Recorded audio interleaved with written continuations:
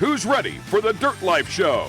Yeah. We are ready for episode 97 of the Dirt Life Show, man. Tonight is going to be a fantastic show for you guys. We can't wait to talk about Vegas to Reno, and we got 3 youngsters that are going to be racing that race, man. It's the longest off-road race, I think it is, in North America. And we got Mikey Kelly over here going to race that race alongside Jacob Peter and Johnny Koltura. It's going to be an awesome team for these youngsters to be able to go and do that race, man. I'm pretty excited for you guys. Are you guys stoked that it's coming up this weekend? Oh, dude, I'm stoked. I'm stoked for it. It's going to be so fun. Is this the longest race that you guys have done together? Yeah. Yeah? What do you think? Like, each split it up 3 ways, or how are you guys going to do it? Yeah, so Mikey will start as he always does, and then I'll get in the car. Set the tone. Mikey sets the tone. Gets me out front, and then I'll get in the car at pit 4, and then I'll run to 6. Just maintain. Just to get, used to the car, and then Jacob will get in, and then I'll get in back at pit 9, and then I'll go to 11 or drive it to the finish. Dang, dude. You guys got it all strategized out, huh? That'll be pretty cool. Are you pretty excited to do it, Jacob? Yeah. It'll be pretty rad, right? Hey, put the mic a little closer to your mouth, dude. All right, so we're going to talk about a whole bunch of fun stuff tonight, like Vegas to Reno. But as I always forget to say, my name is Georgie Hamill, and welcome to episode 97 of the Dirt Life Show with Mikey Kelly, Jacob Peter, and Johnny Koltura. One thing I wanted to say before we actually start the show is my buddies, Jeff Angel and all of his crew with the Yamaha YXZAZ crew on Facebook are going up to the Cinders on August 13th through the 15th. It's their annual ride. There's always a ton of people. Like, I think last year we probably had, 50 people or something up there, or the year before that. Whenever I went, but it was awesome because you can get out of the heat of Southern California, Arizona, and have some fun up there. So you guys are more than welcome to join their Facebook group and check them out. I wanted to throw a shout out because Jeff's one of my good buddies and he wants to get a big turnout up there. And also, I don't know if you saw it, Jacob, but KMC, one of our mutual sponsors, just launched a website that you can purchase all their wheels on. KMCwheels.com. It's pretty awesome, dude. You got to go check it out, right? So like this wheel right here, the Grenade, is not quite on there yet because they don't have UTV stuff, but they got all kinds of stuff similar to that, like the ones that your dad has on his truck, and you can go buy them. So I wanted to thank those guys for being a part of the show and invite you guys to go over and check out their new website, kmcwheels.com. They got tons and tons of cool stuff over there. Anything you want to put on your truck, your van, that kind of stuff. So thank you very much to those guys at KMC. Maybe they'll even give us an affiliate code one of these days. That'd be pretty cool. That way we could pass on a deal to you guys. Thank you to the guys over at EFX Tires. I got the t-shirt on today. They make amazing tires for UTVs, so please support them as well. Thank you to the guys over at Zollinger Racing Products.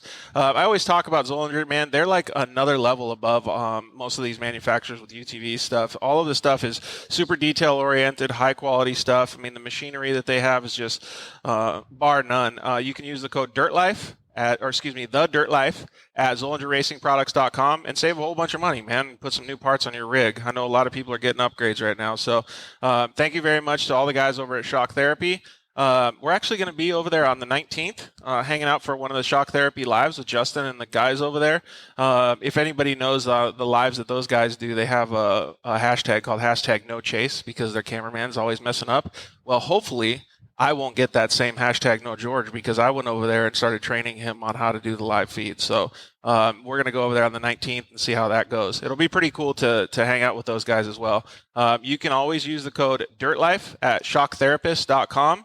And save a whole bunch of money. You can use a rad improvement system, do some desert racing suspension like what these guys are going to do later this week. And they also have all kinds of hard parts too, like steering racks is one of the most important things, and sway bar links, all that good stuff. Thank you to the guys over at Cryo Heat. We were just talking about Cryo Heat, right? A lot of the guys are running, I actually heard twice today that people were going to be picking up their Pro Mod transmissions from Cryo Heat before going to Vegas to Reno. So it sounds like a few people still have to put a transmission in it. They only got a couple days left, so way to leave it for the last minute, right, Mikey? But those Pro Mod transmissions are pretty bitchin'. So call Josh over there at Cryo Heat. Tell him that the Dirt Life sent you. It'll be much appreciated. They make some awesome stuff and help improve the rolling resistance or less rolling resistance for your side-by-side, which in those low horsepower cars, man, makes a huge difference. So, and thank you to you guys over at Solderweld. You can use the code DIRTLIFE at solderweld.com for any of their off-road repair kits or welding blankets, stuff like that. It's awesome to have all these sponsors, man. But we can't do the show without you guys. All you guys commenting in, joining us on Instagram, Facebook, YouTube. You guys are our lifeblood. You guys have done so much good messaging back and forth, slide in our direct messages on Instagram. And actually, you know what? We actually started a little page called Sponsor Deals on thedirtlife.com, dirtlifeshow.com, that you guys can go over there and get deals on all the codes to all of our sporters. And as well as go to Alex Stryler's website called Meet the Sponsors. It's going to be like sponsorship season coming up, and he gives you like the full layout. You can watch videos on like the guys at VP Fuels. Might be giving a little bit too much away, but Brett Carpenter from Polaris is going to come on Tuesday. So he's going to be telling you guys what he likes as far as sponsorship goes. So that'll be really cool to share all that information. So if you guys have the ability to go over there, go to meetthesponsors.com or go to thedirtlifeshow.com and click on that Meet the Sponsors link. You can always join us anytime live on 5 p.m. on Facebook, Instagram, and YouTube. And anytime after that, you can look at the videos, obviously, on YouTube anytime, but you can look at the archives as well. A ton of people have been watching or listening to the show on iTunes and Spotify, so thank you guys for supporting that. I noticed a few people watching on Google, but iTunes and Spotify, man, you guys are blowing that stuff up, so we really appreciate it. And like I said, thank you very much for being so interactive with us. It really, really helps that you guys are joining us and hanging out. So, all right. Let's get into it, man. We got a few people in the audience. Maybe I should do a little audience shot so everybody can see who's here today. Like I said, we're going to have an awesome show with everybody with Mikey Kelly, Johnny Koltura, and Jacob Peter. But let's see here. We got a roaming cam. We got Todd over there. Braden Baker, he doesn't want to look at the camera. Mom, Travis Lee, and Bree Baker, too. So it's pretty cool that your guys' friends came to support you guys, right? No talking from you guys? No. You realize this is audio, right? So not everybody can see what you're saying. They're listening to you too. So make sure you use your mouth as much as possible tonight, all right? All right. So let's get into it here. You guys have known each other for how long? You say your story first, Mikey. Probably known Johnny for like, how long? Like 3 years probably, and Jacob like 5 years. So that's a good amount of time. Actually, how old are you? I'm 14. So that's almost a third of your life that you've known him. Yeah. That's a long time, dude. How old are you, Johnny? I'm 15, so I started racing when I was like 11. So like I like saw their cars and stuff, but then I finally like met them and stuff. Yeah, that's pretty cool. So are you the old guy of the bunch? Is that what they call you? Yeah, the mature one. Oh, maybe not so mature. Kinda. I don't know. How long have you known him for, Jake? Mikey, I don't know how long it's been because we used to race for a long time. Oh, together? Yeah. Yeah. But it's been a long time, huh? Yeah. When did you guys start racing? On what cars? 170s? Yeah, I think it was 170s. Really? Yeah. That's a pretty long time. So you guys have been doing that for a while, right? Like, when do you start racing 170s? How old are you when you do that? Like, I started when I was, I want to say 8-ish probably. So that's pretty good. You've been racing for 6 years. Yeah. Well, so there's a fun fact here. Wait, actually, Jacob, how long did you say you've been racing? Because it was a little longer than that, wasn't it? Yeah, for the quad it was like 5. I think for the car it was 6. Oh, okay. So almost your whole life. And then what about you, Johnny? I've been like my dad's been racing, so like I've always been around it. So I started like when I was like 10. Right my on. dad introduced me. Yeah, so that's when you actually got behind the wheel of a side-by-side? Yeah. Dang. So, yeah, the fun fact here is that all of you guys, even though you're quite a bit younger than me, have been racing side-by-sides for longer than I have. It's pretty weird, huh? Yeah. But that's super cool. So I started racing side-by-sides in late 2014, early 2015. So almost right about the time that you guys did. So that's pretty funny, man. But it's cool because side-by-sides were starting to like get like real popular then, right? Yeah.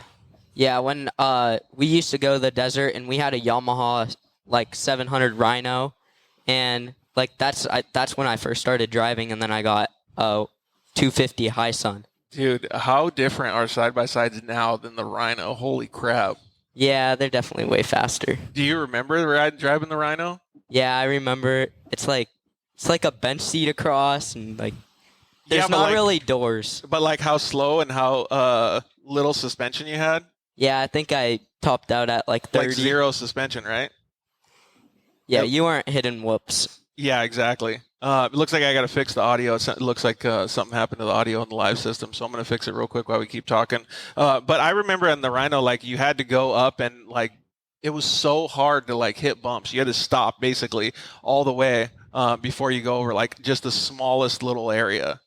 Yeah, my mom drove me, and she was like, she knew how to drive a Rhino. Like, she was not stopping for anything. Really? Yeah. So she was mobbing super hard? Yeah. Dude, that's crazy. So I'm going to try to fix the audio real quick. But maybe you guys can tell us a story because we got a comment come in about you guys mobbing pit bikes at the UTV World Championship. Oh, dude. Who was Yeah. the one that did that? Was that you, Mikey? That was me. I have a Yamaha 125, and that, like, me and Travis were cruising around on it. We were making our way through the pits and just everything. Like, we probably covered, like, 20 miles. Holy crap, really that much? Yeah. Dude, we were that's- going up hills and stuff. That's crazy. Where were you guys at? You guys went around the whole track or what? No, we were just, like, cruising around the pits and, like, waving to everyone. We were trying to find the speed UTV. Oh, really? Yeah. But you couldn't find it? Yep. That's funny, man. So what kind of pit bikes do you have? I have a 110, a Kawasaki 110. Is it super beat or is it still good?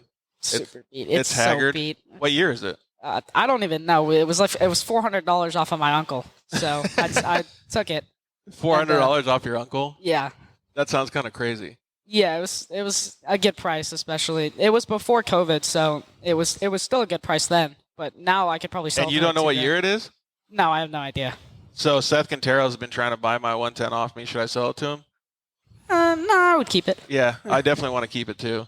It's just too good, too easy to have one around, right? Yeah, they're so much fun. What kind of 110 do you have, Johnny? I have a 70, but it gets the job done. Yeah, it sounds like it still does, right? Is it Yeah. taller than the 110s? No, it's lower, but I feel like, I don't know, it just feels faster. I've driven a brand new 110, but it's kind of like, I don't know, like it's the same, but there's just more power on the 110.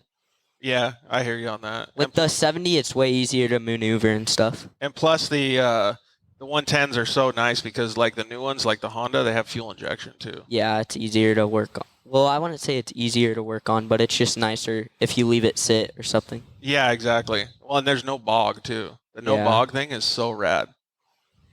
Like I love that you like when I had I sold one 110 to Deegan and Dallas, and that 110 was rad, except for it didn't have fuel injection. So when I got the fuel injection one, it was so much better. Yeah, Dallas and Deegan are crazy on pit bikes. Like, they send stuff that's like, I couldn't do it. But Yeah, exactly. Well, I don't know what's going on with this audio, man, and I really don't want to start this thing over again. I don't understand why this stuff happens, man. Technology seems like it keeps biting us in the butt, right? Yeah. But we can keep talking because everybody on Instagram, can you guys see the Instagram comments come in? Because it looks like they're going pretty fast. I haven't been able to see them. Did anybody comment in anything fun? Alan Motorsports comments in some fun stuff a lot. Does he? Oh, Did he mention loves it. anything good? I see him right there, but he'll mention some good stuff later. Oh, is he? Oh yeah. Is that how it goes? Oh, that's how it goes. That's how it goes with Douglas Allen. All right. So is he one of your guys' buddies or what? Yeah, you could call him that. He pits for us now, so he helps us a lot for that stuff. Oh, right on. Yeah. So he's a big guy. Is he going to help you guys at Vegas Arena?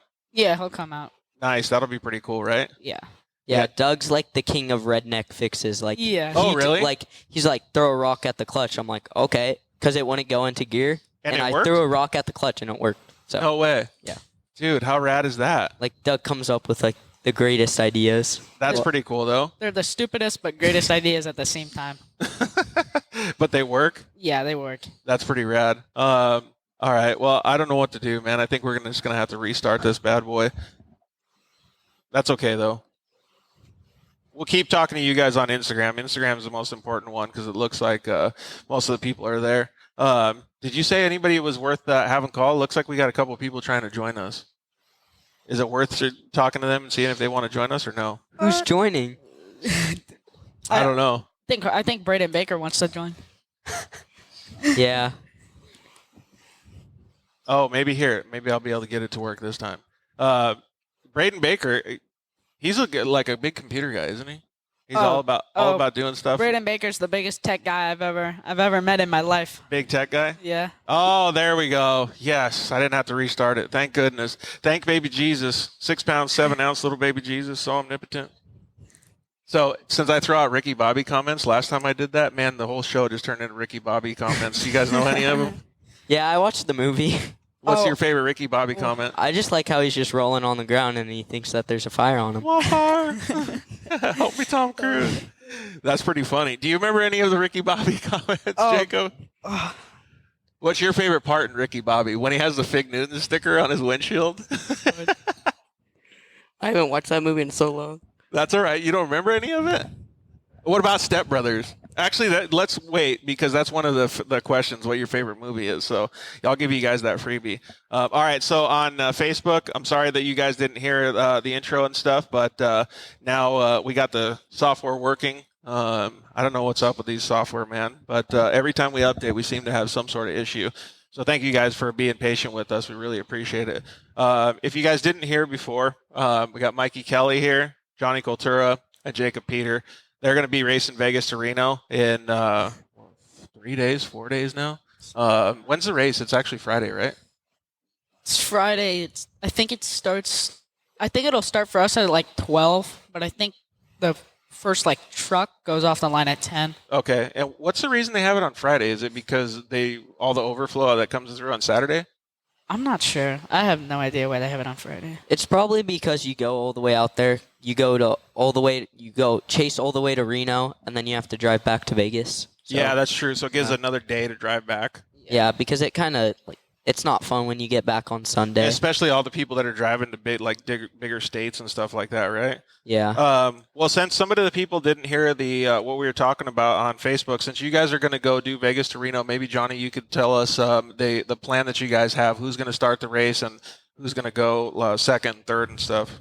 Yeah. So we did a lot of planning and everything came together really well. So Mikey will start the race and then he'll run 130 miles to pit 4. And then I'll get in and drive it to 6 just to get used to the car because I'll get in later. And then Jacob gets in at pit 6, and then he'll drive it to 9.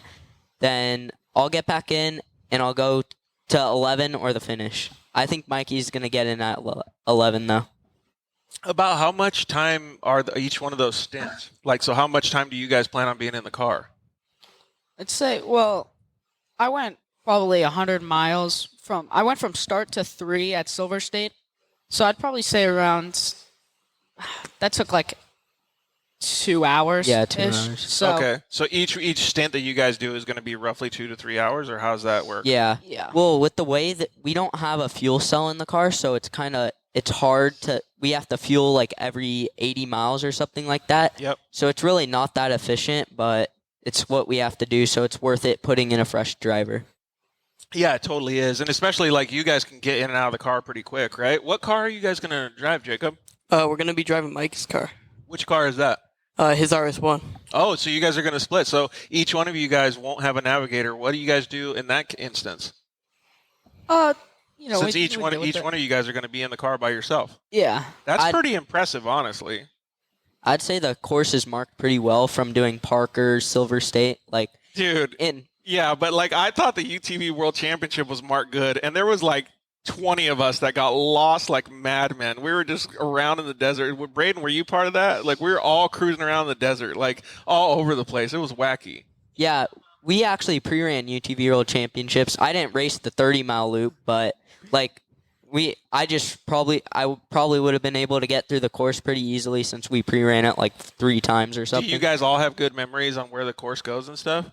Yeah, I'd say the key parts. So you can remember visual landmarks and stuff like that. I'm I'm coming up to this. And we put little markers. Okay, and then so what about a race to Vegas to Reno then? Well, actually, before Jacob, have you done a race that's this long before?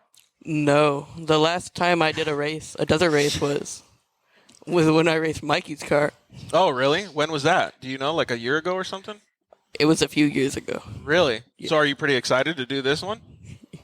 I'm actually surprised that Mikey invited me back because the last time I raced his car, it didn't end up well. Really? What happened? Oh, yeah, I think you told us about it. Can you tell us about it again?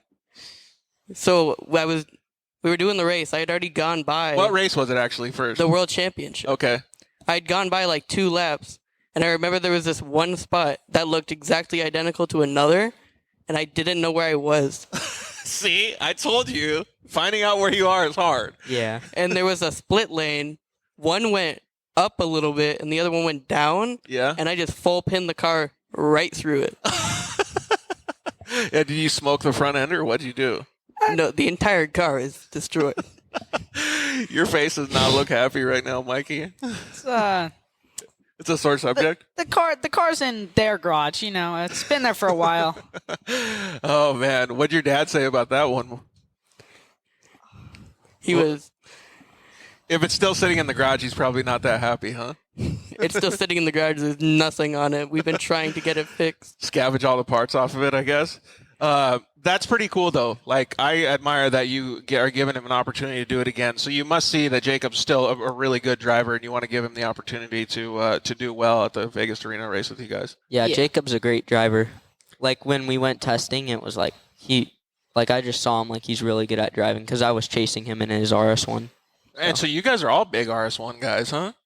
That's pretty sweet, man. How do? You guys are all about the same size. Do you have to move the seat or anything like that when you guys switch? No, we don't move the seat. Or sit on a riser or anything? No. No? Okay, that'll be pretty cool. So, one car, you're going to use your RS1. How do you plan on doing the logistical portion of it? Like the chase stuff, axles, clutches, like maintenance on the car? We'll have pretty much like we'll have a front and rear axle in every chase truck, a tire. I think we have 2 sets of front A-arms for both sides.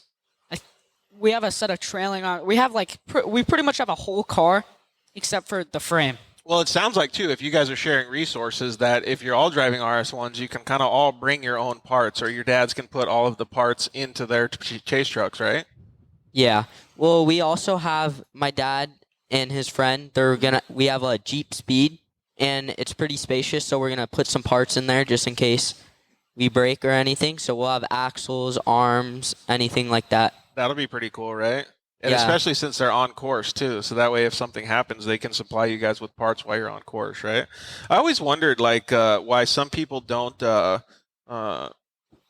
what do you call it? Like, have their chase trucks as other race trucks. So put 2 UTVs on course, one that's just there for support and the other one that's just there to race. And then that UTV, like, come up and be that. Like, I don't know what the rules are with Best in the Desert and Score, but do people ever do that? I think sometimes, but I know there's a class. It's like the 700 something class. Yeah. It's like the 7,000 class. It's they're like stock trucks pretty much that they just go out and race. Oh, so you can put stuff on those trucks? I guess, but I don't know what the like requirements are for that class. But I always see them at most of the races. Like they're 2 red and black trucks that are always racing out there. Well, maybe this is a question more for your dads and like the pit crew and stuff, but I really feel like if you're going to race in a pro level class or a class like what you guys are racing, that the rally classes and the stock and the sportsman classes, those lend themselves to be easily on course chase vehicles. So you could race like a rally car, it could have all kinds of extra parts for the race car, and then you could get to them quicker than whatever the chase trucks can get to the race car. You know what I mean? So I always thought that since Best in the Desert is doing all these rule changes, that you'd see a lot of these guys making those moves. Well, because chase trucks aren't allowed nobody who's not a registered race vehicle is allowed on course or an official. Exactly. So it's like, but in the rally class, if you have any UTV, you can enter it in that class. It's an open class. You can do anything you want in that class. Yep. So you're saying exactly what I am. That's pretty cool that they have those classes. I'm interested to see how logistically people do stuff like that in the future. I know that back in the day, a few trophy truck teams used to do that. They would just have 2 trophy trucks, and then one would separate themselves and give parts and stuff if the other one had an issue. Well, so what do you guys think about this race? Is it the first time you guys are all going to do Vegas to Reno? Or Yeah. have any of you done it before? It's the first time we're all going to do it. Really? Yeah. So what do you guys think? Are you guys nervous? Are you guys excited? Like ready to rock? What is it? Well, all the races going up to this, we did Parker, we did Silver State, we've done Texplex, and that was 12 hours. So like we kind of know the car. Well, we do know the car, but we're gonna compete and win. Yeah, there you go. I like that attitude, man. So you guys all think the same thing? Did you guys have a meeting about what you guys are going to do yet? Or are you guys going to have your team meeting coming up here? They had one. I wasn't there because I had COVID. Oh, man. So you guys got to update him on what happened at the team meeting or what? Yeah, so we've had 2 meetings so far. One at my house and one at his house, and we basically went over everything, like with the car and changing belts, and we practiced everything, driver changes. What kind of stuff do you guys talk about at those meetings? I'm interested because you guys are so young. Like a lot of these big teams, like, for instance, like the Bryce Menzies or the Honda Off-Road guys, like those guys have a very, very strategic and set up list of things that they're going to do. Like, how do you guys go through your guys' race plans? I'd say ours is pretty strategic because, like, my dad's raced Vegas to Reno. He has a lot of experience. He's done, like, the Baja 500, the 1000, so you take a lot of the experience and the stuff that he's learned over the years. Does that help you guys? Like, is it put you guys in a position where you guys can understand what's happening behind the scenes a little bit more when you're not just sitting in the car? Yeah, because, like, he kind of knows the area, so he's like, yeah, well, this pit is pretty easy to get at, and some other pits are, like, harder to get at. Oh, okay. So that you guys can understand a little bit more. Like, if you guys have an issue, you kind of know what's going on behind the scenes? Yeah, me and Mikey, we did a Google Earth pre-run, we call it, and we basically just zoom in and we see the roads and stuff. Can you really get a good idea of where to go or no? Well, you can see kind of what the track's going to be like because Best in the Desert on their website gives a Google Earth like a Link file. or whatever? So you can download it into Google Earth and then you can see kind of where like how the course is going to be, if it's going to go through a lot of trees, if it's going to all that stuff. Yeah, actually, that is pretty cool, right? That they supply all that. I think that's pretty rad because it gives you the opportunity to really see the whole course. Yeah. Even if it's from like a bird's eye view, right? Mm-hmm. Yeah, Jacob's part looks the roughest. I mean, basically, I just went in and looked at it, and his looks like he's gone through mountains and stuff. Are you excited to do that part, Jacob? I'm excited to do any part. Yeah, there we go. I like your attitude, man. So, but does that give you a different understanding of what you need to do driving the car since you didn't have the best luck at the UTV World Championship and now you're getting put in a position where you might be on the roughest part or the hardest part? I mean, are you like more timid or are you just still going to go like balls to the wall? Like, how does it work? No, I'm still going to get in there and give it everything I can. Full pepper all the time? Yeah. Look at you, man. So what should Mikey and the chase truck guys be ready because you're going to go wide open? Johnny better be at that next pit where I get out. Otherwise, he might be a little late. Oh, there you go.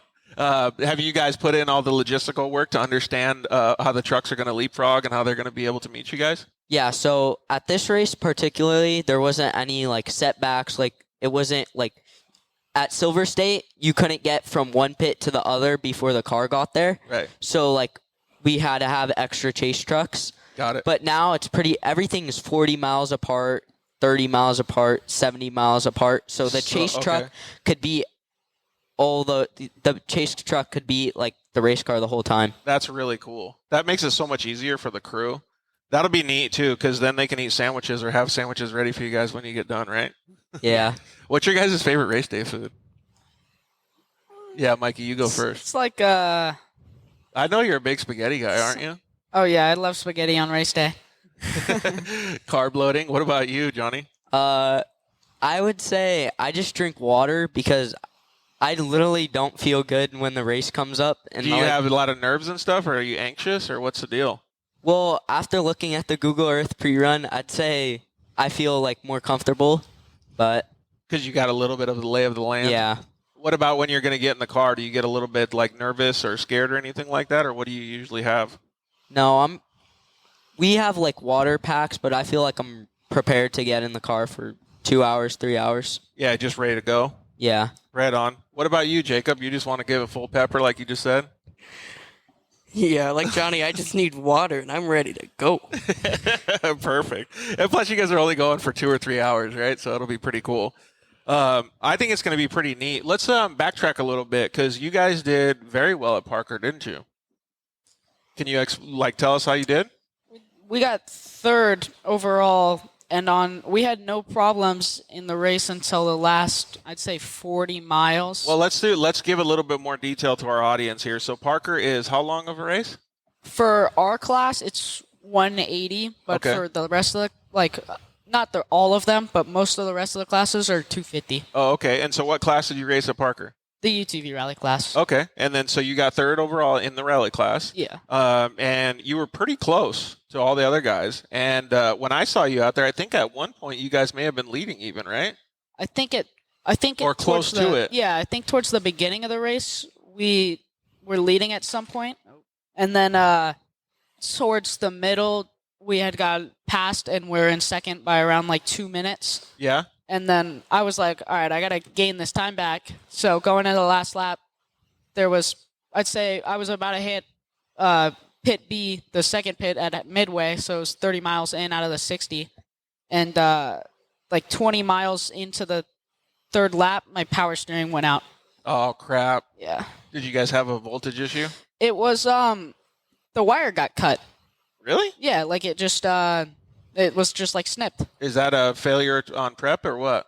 We don't know what it was. It was just, it went out and we have a power steering reset switch, Yep. the Hess one. So I flipped that and then flipped it back and nothing came on. So I kept doing it. Nothing was working. Oh, man. And then I was like, maybe at midway, when I get there, I'll turn off the car and turn it back on to see if that's what fixed it.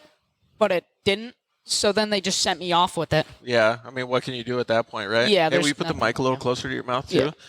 Did you know all that stuff was going on at Parker, Johnny? Yeah, the radio reception was pretty good. Oh, okay. So you kind of could get a lay of the land and understand what he was doing? Yeah, I did the middle part for Parker, Okay. so that 60 miles. It wasn't that much, but And it was in the same car that you guys are going to race Vegas to Reno? Yeah. Wow, you guys must really like that car then, huh? yeah, that car's been through a lot, but Is it's it pretty sweet? it's in pristine shape now. Nice. Okay, so you guys are really, really stoked on it, huh? Yeah. Have you ever driven that car before, Jacob, or are you just going to get in and give it pepper like I said before? We went out and test drove for a little bit, What do you but think? You like it? yeah, I mean, it doesn't steering wise handle as good as my car, but otherwise it feels great. Yeah, so it's just a different setup though, right? It's because it's not a works car. Yeah, it's just a little bit different than my car, but Yeah. So, I mean, it's kind of like comparing apples to oranges though, right? Because short course cars are different than works cars and works cars are different than full desert cars, that kind of stuff, don't you think?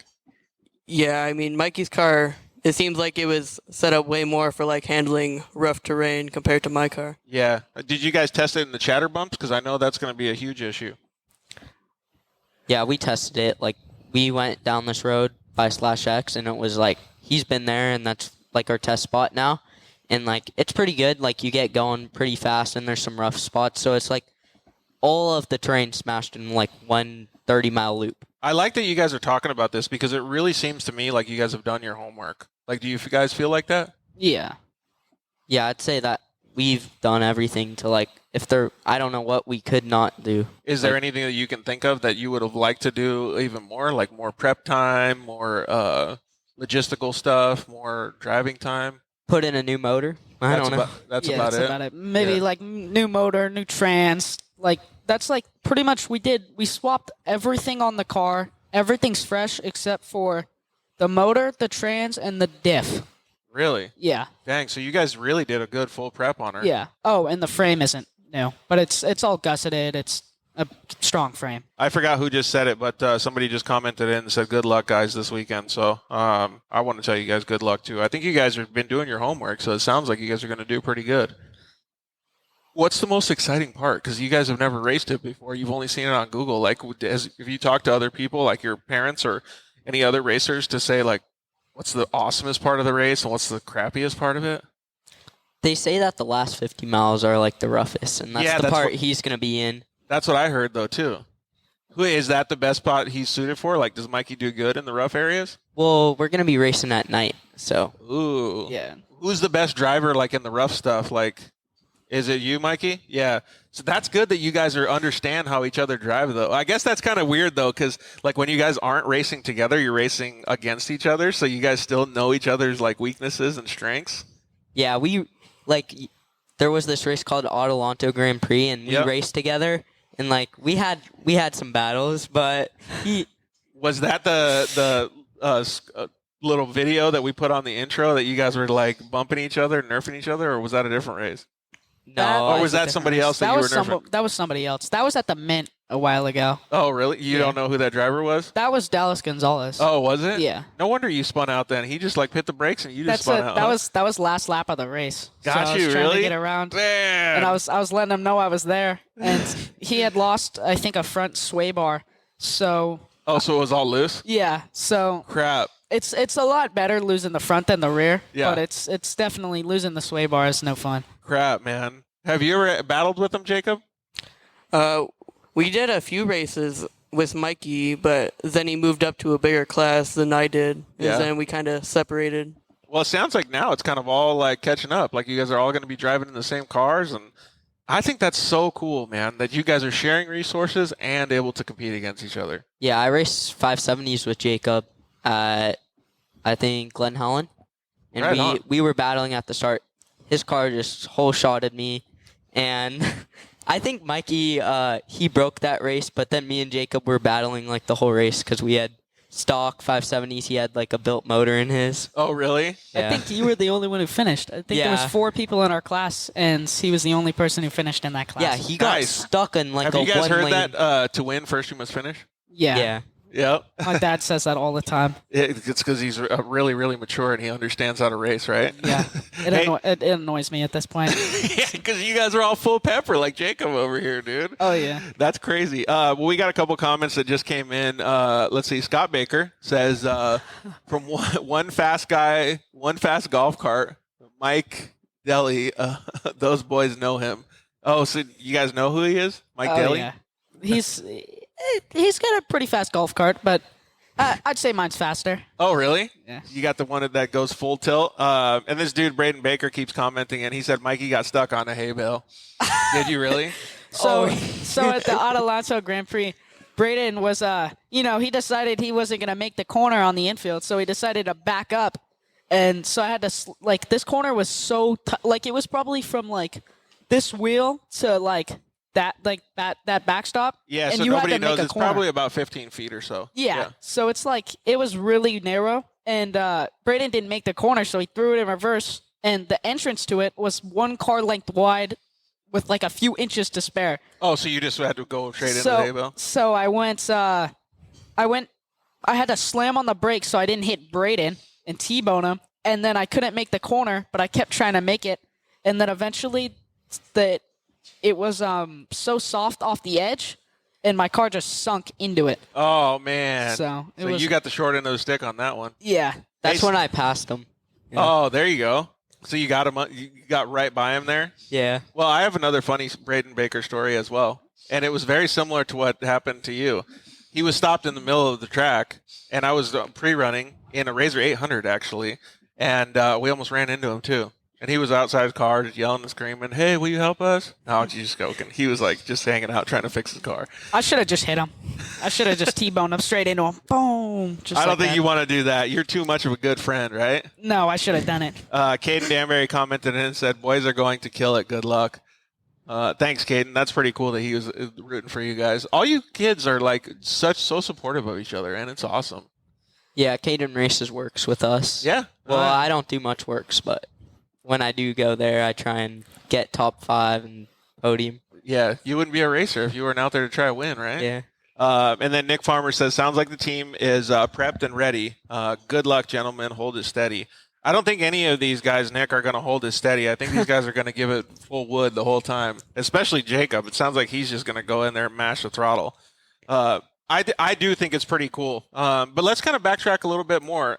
You guys said you like riding dirt bikes, but most of your families were already into off-road, right? But what was the reason that you guys liked it? Because there's a lot of kids out there that their dads may race or whatever, and they don't even like it. They go play baseball or something else. So what was the catalyst to you guys getting in? Well, so we used to go to the desert a lot, like Johnson Valley and in that area for like King of the Hammers, and we used to do that all the time, and I loved it. And I was looking up for some reason like small UTVs on my like iPad, and when I was like 7, so I came across a 170, and I said, "Can I get this for Christmas?" And then lo and behold, Santa Claus gave me a 170. Nice. So not only was Siri listening to you on her phone, your parents were listening too, huh? Uh-huh. Dang, that's pretty cool. Hey, we just had Ruslan Greasehandz comment in, and I can't wait to race with you guys. It's going to be fun. Ruslan, you're more than welcome to come join us on the live feed. If I see you pop up, if you request to join us, we'll talk a little bit about what your plans are for Vegas to Reno too. And we already talked about your upbringing and stuff on the show. So was that kind of the similar way that you got brought up, Johnny? Yeah, well, we went to the desert, and my dad, he had a Class 1 car, and he won a championship in like 2007 that he's famous for. And What is 2007 for you? Is that like super duper old? yeah, I was 2 years old, 3 years old. God, I feel like such an old guy right now. I can tell some other people in our audience, like your parents, are saying the same thing. Like, what the heck, man?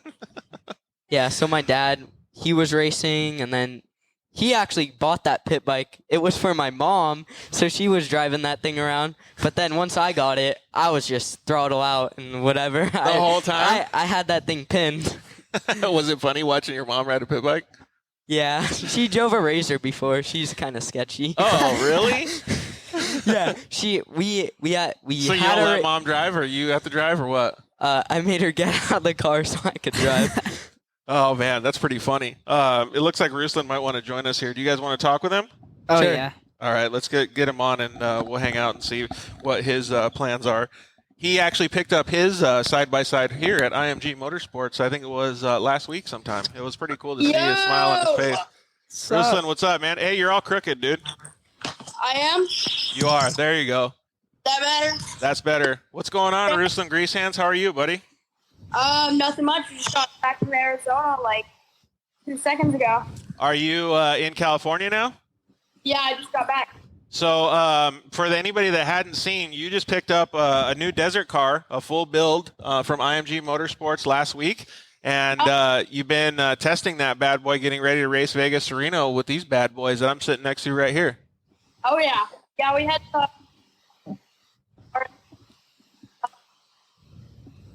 It sounds like we got a little bit of a bad connection, dude. What? There we go. It's a little bit better now. And you guys went to Arizona to test it, huh? Yep. We went to Arizona to test the car and whoops. Performing pretty. Hey, are you on Wi-Fi, or can you switch to the cell phone if you're if you're on Wi-Fi? Just switch your cell phone to like 5G or something, because it keeps cutting out, dude.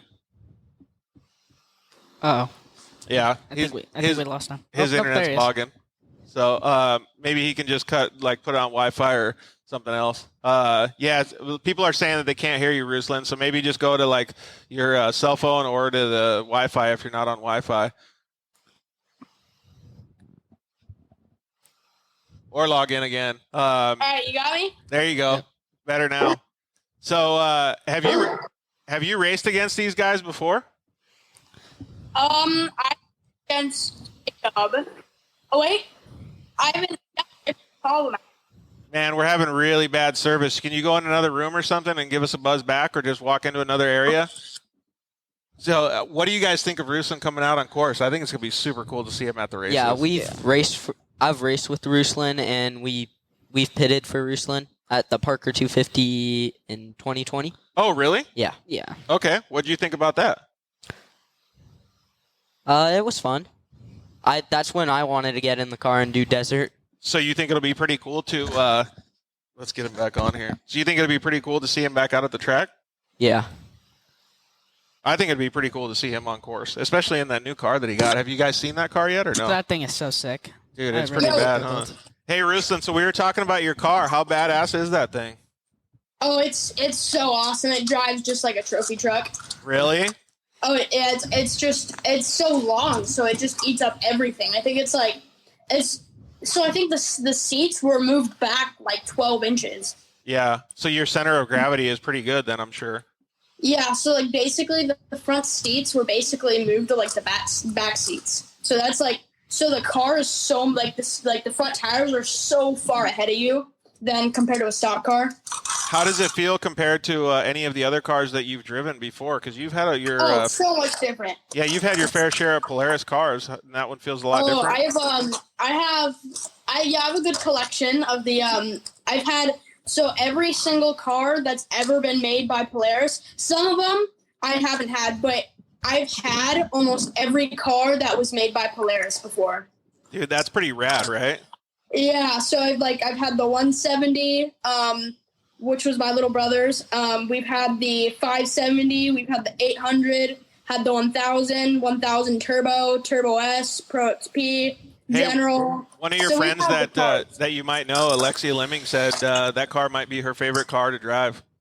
Yeah, so she's actually going to be the co-driver for the car.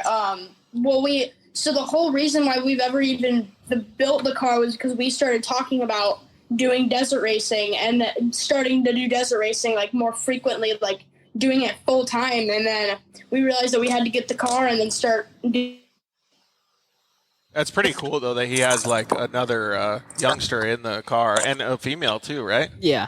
Don't you think that's pretty cool? Yeah, I've raced with her. She's a good driver. Yeah, she's awesome. She actually did a lot when I got hurt. She gave me a really cool bracelet, actually. So thanks, Alexia, for doing that. All right, Ruslan. Well, I want to thank you for joining us, man. What's the most excitement that you have? Like, are you excited to start the race? Like a certain portion of the track, or like what's the most thing that you're excited for this coming weekend? Probably entering nighttime is probably the favorite part of it because we're used to all the glamorous riding at nighttime. So we're used to all of that. So I'm pretty excited to go out into the nighttime. The daytime's not really that exciting to me, but the nighttime's definitely way more exciting. Yeah, exactly. Seth Quintero just commented in, and he's 18, 19 now, but he said this show makes him feel like a grandpa.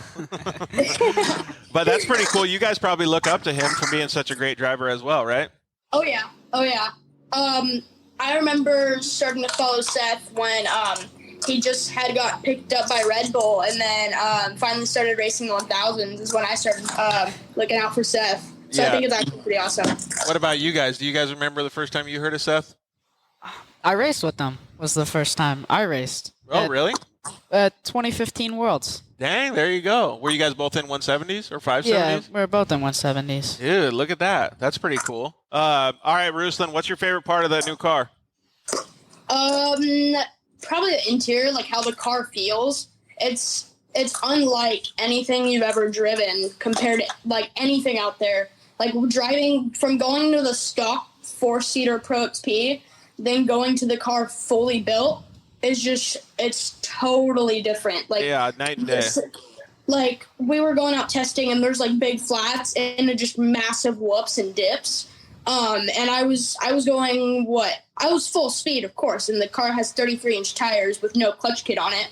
But I was still doing 75 miles an hour and a short little run up and then onto some whoops feeling like it was nothing. Yeah. While in the stock car, it was totally different. Like you would bottom out over everything. And then with the new car, it's just completely different. Well, it's crazy. I'm glad that you're super stoked on it. Hey, so do you remember meeting the kids that are sitting next to me? Like when you met Mikey or Johnny or even Jacob? I met Jacob when he was in the 170 and I just joined the 570s. I met Mikey. Do you remember meeting Ruslan? I think it was at Glen Helen at a works race. Oh, was it? Sure, like 3 or 4 years ago. I think so. And then I met Johnny at one of the Dirt Series race when he had just joined the 570 class. Like had just joined, and this is at one of the flat tracks. It's at one of the fairground tracks. Probably Victorville. Victorville, yeah, that's where it is. I met Johnny in Victorville. He was riding his XR70 and then rode up next to me while I was on my 110. There you go. And started asking about my car. Here's a 70 coming in clutch. I'm interested to understand, because I remember when I was a little kid and I was at the dirt bike track and I would, go up to the other kids that were my age, but I was always like, why is this kid so fast? Like, what do I got to do to beat him? Like, what do you guys think about when you guys are together? I need a faster race car. You want to beat all your friends? Yeah, these two Well- spun each other out. So Who? then Mikey and Ruslan, we were all racing in the same class, and Mikey spun Ruslan out. I don't know Where? what happened. At Victorville. Oh, really? Yeah. Do you remember that, Ruslan? I don't even remember that. I do this- remember that. There. Okay, so we were racing with because the 900s, the 900s and the 570s went together. So their Cadence Cohen went in front. I was behind Mikey, and then when I went to go past Mikey hit my rear tire and I spun out. Oh man. This guy. Yeah. This guy. Well, it is. I don't know why I did that, but I think that's what I remember. But this is from like 3 years ago, I think. That's pretty cool that you guys do that, though. What do you guys usually think of? People are asking if the car's at your house, if they can see the car. If you guys want to check out the car, go to Ruslan's Instagram page. Yeah, the car's in Arizona because there wasn't enough time to finish it. So we left it in Arizona so the guy could finish it. XTC. Yep. We were already fixing the car, and then there just wasn't enough time, so we had to go home, pack up things, and then go back to Arizona, pick up the car, and then go up to Nevada. Dude, you guys have been driving like a madman. Ryan Ray says good luck. He had some welding that he did on your car. And Seth Quintero, I couldn't see the comment because it kind of scrolled by too quick, but he appreciated having friends and young friendships and stuff like that at the track. I can totally agree with that. I mean, you guys, all four of you guys have fantastic families. I mean, like the level of effort that you guys all put in, Ruslan, his dad. You want to know a fun fact that I heard from Ruslan and his dad last week? They did 120,000 miles in their truck driving around to events and to races last year. Can you believe that? Jeez, I don't know what I would do for that long. They're All right. If this puts in any perspective, remember we said 120,000 miles. The truck now is 129,000 miles, going up to Virginia, back from Virginia, up to Arizona, back, and then that was 9,000 miles. That's phenomenal, dude. Could you, like, the dedication, like when I left that conversation, Ruslan, I just felt like a slacker. I'm like, yeah, the dirt life needs to go on the road because I need to do more hanging out with people like Ruslan does. No, it's more tiring than it is exciting. Just like it feels like we're a truck driver. It's like it's way more boring than it is anything. It gets boring. Like driving on the road 24/7 is not fun. Yeah, and people think it's all glory, right? Like, oh, he's all these events, he's having a great time, but dude, look at how much work you put in. It is not that. It is not that. And people think it's that, but it's not. Yeah, exactly. And all these dudes right here next to me, I mean, like, your guys' families help out quite a bit, just like Ruslan's, but you guys are actually out there, like, hitting the dirt, washing the cars, prepping them, doing all that stuff, right? Oh, yeah. Like the especially the RS1, the turboed RS1 has been the most thing that's been our problem so far is not that the car has problems, but because of how much horsepower the car makes, because it's designed for jumping. It's not designed for racing. So the shocks are super stiff. So like since because the shocks are so stiff, if you come down the jump in the shock and like inside the car, it feels plush. Yep. But then 30 things have already broken just because the amount of pressure that the car puts on the like wheels, hubs, radius rods, tie rods. It's crazy. Like we like just getting home from like a regular 5-foot jump in the air. It's really nothing. And then we'll get back home and we already have to replace carrier bearings. We have to replace so much stuff, radius rods. Like all it needs to be replaced just because of the amount of pressure that the car lands on. Well, these guys are going to race an RS1, and they're pretty confident about the Mikey's RS1. Yeah. Oh yeah, they're awesome. Yeah, the RS1s are definitely reliable cars. Just mine has a bit like a 200 horsepower more than stock. Yeah, exactly. What What were you going to say, Mikey? It was, I forget, I don't know. About Johnny was going to say something. the RS1? But like we replace every part, and that's like what you have to do in desert racing to finish. Yeah. Because Oh, you have to. you don't want to take any chances if you're driving 6 hours all the way to Vegas. Like, So is that what your parents are teaching you guys, that every part has a lifespan? So like an axle, maybe 1 or 2 races, a ball joint every race, Oh, yeah. like tires every couple whatever it is? yeah, ball joints, Right. bushings, those will last pretty long. But axles, it always depends what you're running. Like we run stock, Right. but the super ATV ones are great. So Yeah, Rhino exactly. axles. Seth says, good luck, kids. Got to go get back to prepping. So he's out. It's pretty cool that you guys dedicated the time. I really think it's awesome that you got that car going, Ruslan, and we thank you very much for joining us, dude. Oh, you're welcome, man. It's awesome to talk to you guys for sure. Yeah, you guys too. So please tell your family hello and good luck this weekend. I'm sure you're going to see these guys and wish them good luck too. Oh yeah. All right, bud. We'll see you later. All right, sounds good, man. See ya. Bye. Good luck. Bye. Thank you. So, like we talked about before, that's actually a perfect transition in because we're going to go to commercial break in just a little bit here. But I want to talk about when we get back from commercial break, like how important it is to have family support mechanisms and people that you like leaders, right? Like mechanics and guys like that. So you guys all have a good amount of support in your guys' crews, right? Yeah. Like who's all helping you guys? Well, I'd like to give a special shout out to Anthony Martinez. We met him out at Johnson Valley where we stay at a friend's house and camp there, and he was camping next to us, and he dedicates so much time and effort and helps us out so much in our race program, and I don't even think we'd be doing this without him, honestly. Yeah, that's cool. And so is he teaching you guys how to work on stuff, or what's his actual role? Oh, he does pretty much everything. Really? He works as an electrician, but he knows almost everything you can know about anything. So he's you guys are asking him questions and you guys are just the sponges listening to what he has to say because he's like a vault of knowledge? Yeah. That's pretty cool. And so does he help you guys as well, or who do you guys usually learn from on your team, Johnny? I had this guy, Robert. He'd help us work on the car, but sometimes he's there and sometimes he's not. He's a great fabricator and stuff. He knows how to prep a car.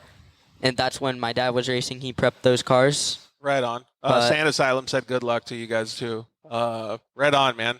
Oh yeah, that's Seth's comment. And Jacob, we know that your dad, awesome at helping you out too, right?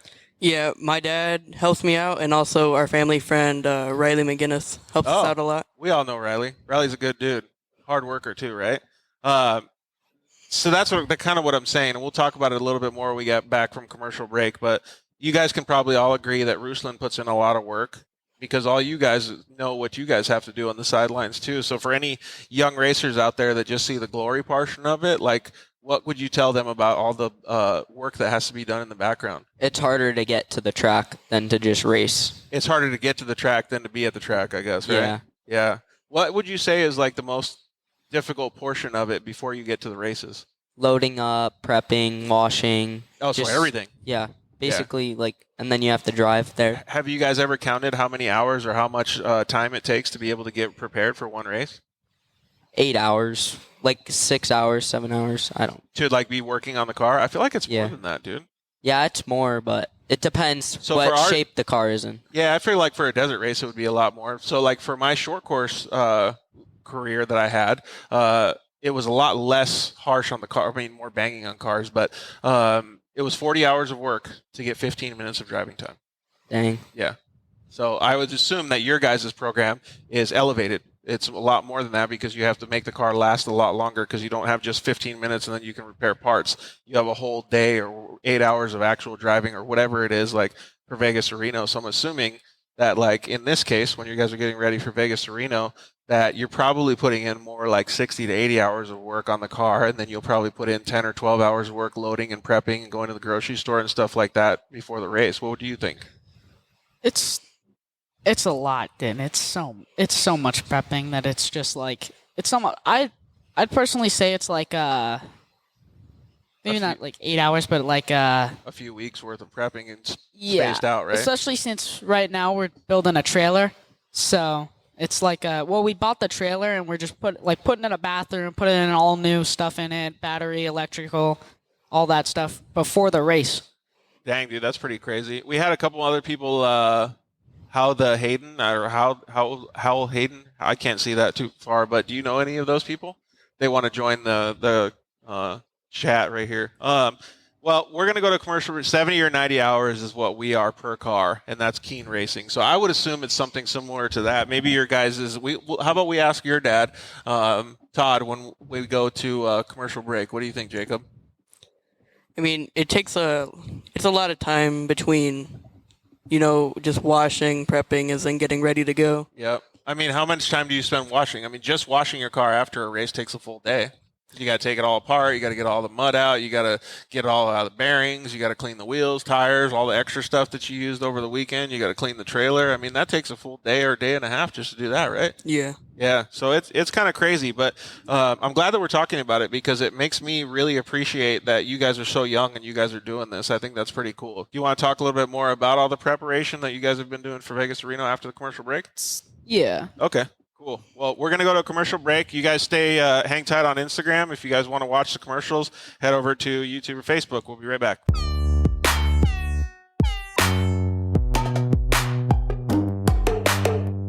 Hello, I'm Justin, the founder of Shock Therapy.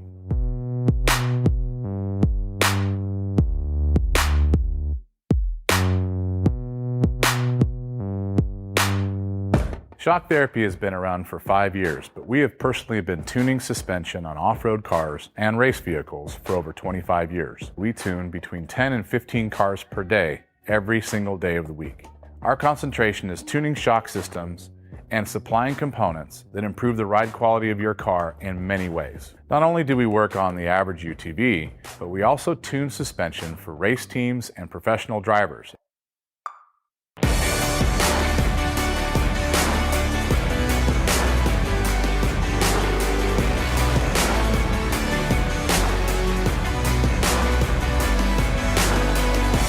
We currently tune for over 87 race teams in Best in Desert and Score. Our clients and race teams rely on our suspension components to allow them to win races and keep them safe. Suspension is a moving target, and we are always trying to hit that target with every customer that we work with. Each customer's needs can be different, and we tune our kits accordingly. Our research and development never stops. We improve our components every single day. As the industry evolves and improves, so do our parts and kits. As of right now, we have over 100 products for UTVs. So when you bring your car to us, you have the satisfaction of knowing that you have the most experience, the highest quality products, and the fact that your car is being tuned specifically to you.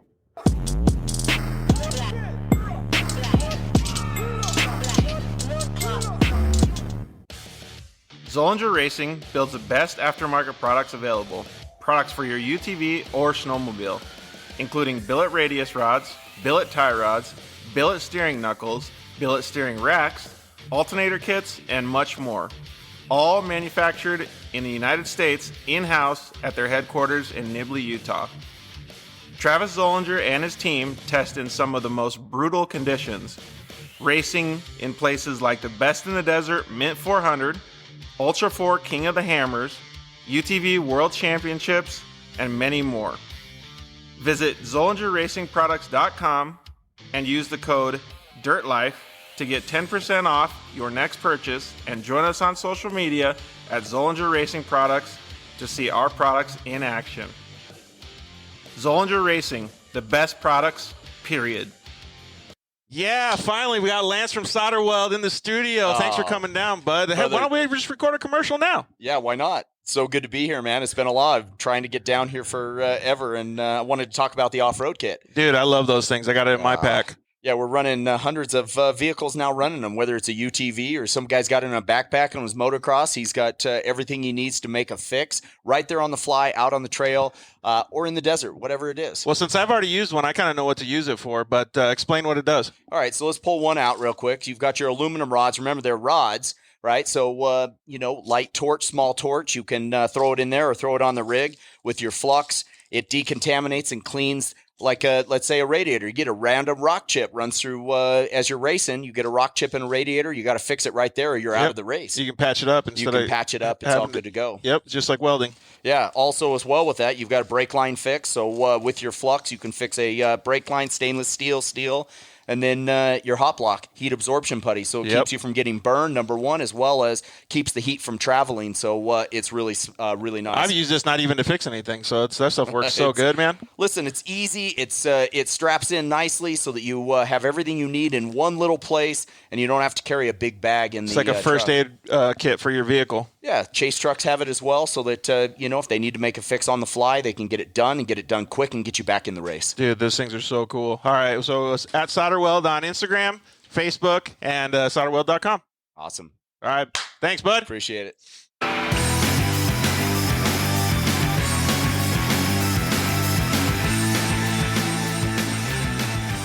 Yeah, we are back. Episode 97 of the Dirt Life Show with Mikey Kelly, Johnny Koltura, and Jacob Peter. We really appreciate you guys hanging out with us today. It's been pretty cool to talk with these guys about really everything that they got going, man. They have so much cool stuff that they're doing from Vegas to Reno. We got everybody coming back, all of the, we'll call them the Peanut Gallery, the crew. Got Travis Lee, Braden, why don't you wave over here till we can see everybody live. We got Todd Peter over there. What's up, buddy? It's pretty cool that everybody's here with us. You guys want to do like the remote cam right here? Just straight. It's pretty badass, huh? I think it's pretty cool. This technology stuff is actually doing pretty good after we got everything fixed with the audio. Like I said, thank you guys very much for joining us. It's awesome to be able to talk with these guys about some really meaningful stuff, about how family supports racing and doing all the different things that they do. Josh from Cryo, he just commented in, we know Jacob Peter very well. That kid is an animal. Yeah, is full pepper with that dude, right?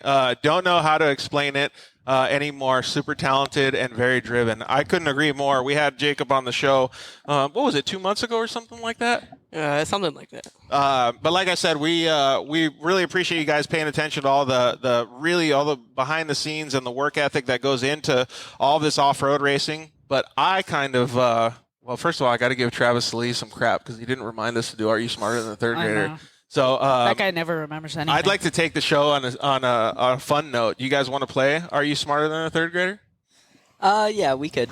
You think? Who do you think's going to win first? Well, Johnny's in the highest grade, so he definitely should win. Okay, so we're going to figure out who has the best IQ level here? Yeah. Okay, so... Well, these aren't like... Dude, these are really hard for me to answer, so it definitely has a good understanding of how smart you are. That's for dang sure. Johnny, if you can take Chinese, you could answer some of these questions. You're taking Chinese? What? I feel like you're going to smoke everybody on these, dude. This is going to be pretty crazy. I take Chinese. I don't know if I could speak it very well. But. Bree Baker commented and said, Jacob, why were you going backwards on the track at Idaho? Come on, Jacob. What the heck, man? You know you're not supposed to go backward. You're supposed to go forward, right? Is this a hard one? Put the mic a little closer to your mouth. Why were you going backwards on course, dude? I got stuck. I missed a corner, and I just completely blew right through it. So I had to turn around to get back to the spot. Oh, man. Well, at least you got back to the spot, though, right? Yeah. Hey, and Bree, I will have to say that that same thing did happen to me and another dude in this room at the UTV World Championship. We got all turned around and lost. But once I got back going, I left everybody in the dust. I created as much dust as possible, so they were still all there squirming around, and I just took off.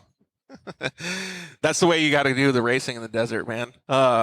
What place did you end up getting over there, Braden? Do you remember? At the UTV World Championship, did you finish? Oh, you got second? Nice. So you were way ahead of me then. All right, boys. So we're going to play Are You Smarter Than a Third Grader? Are you guys ready?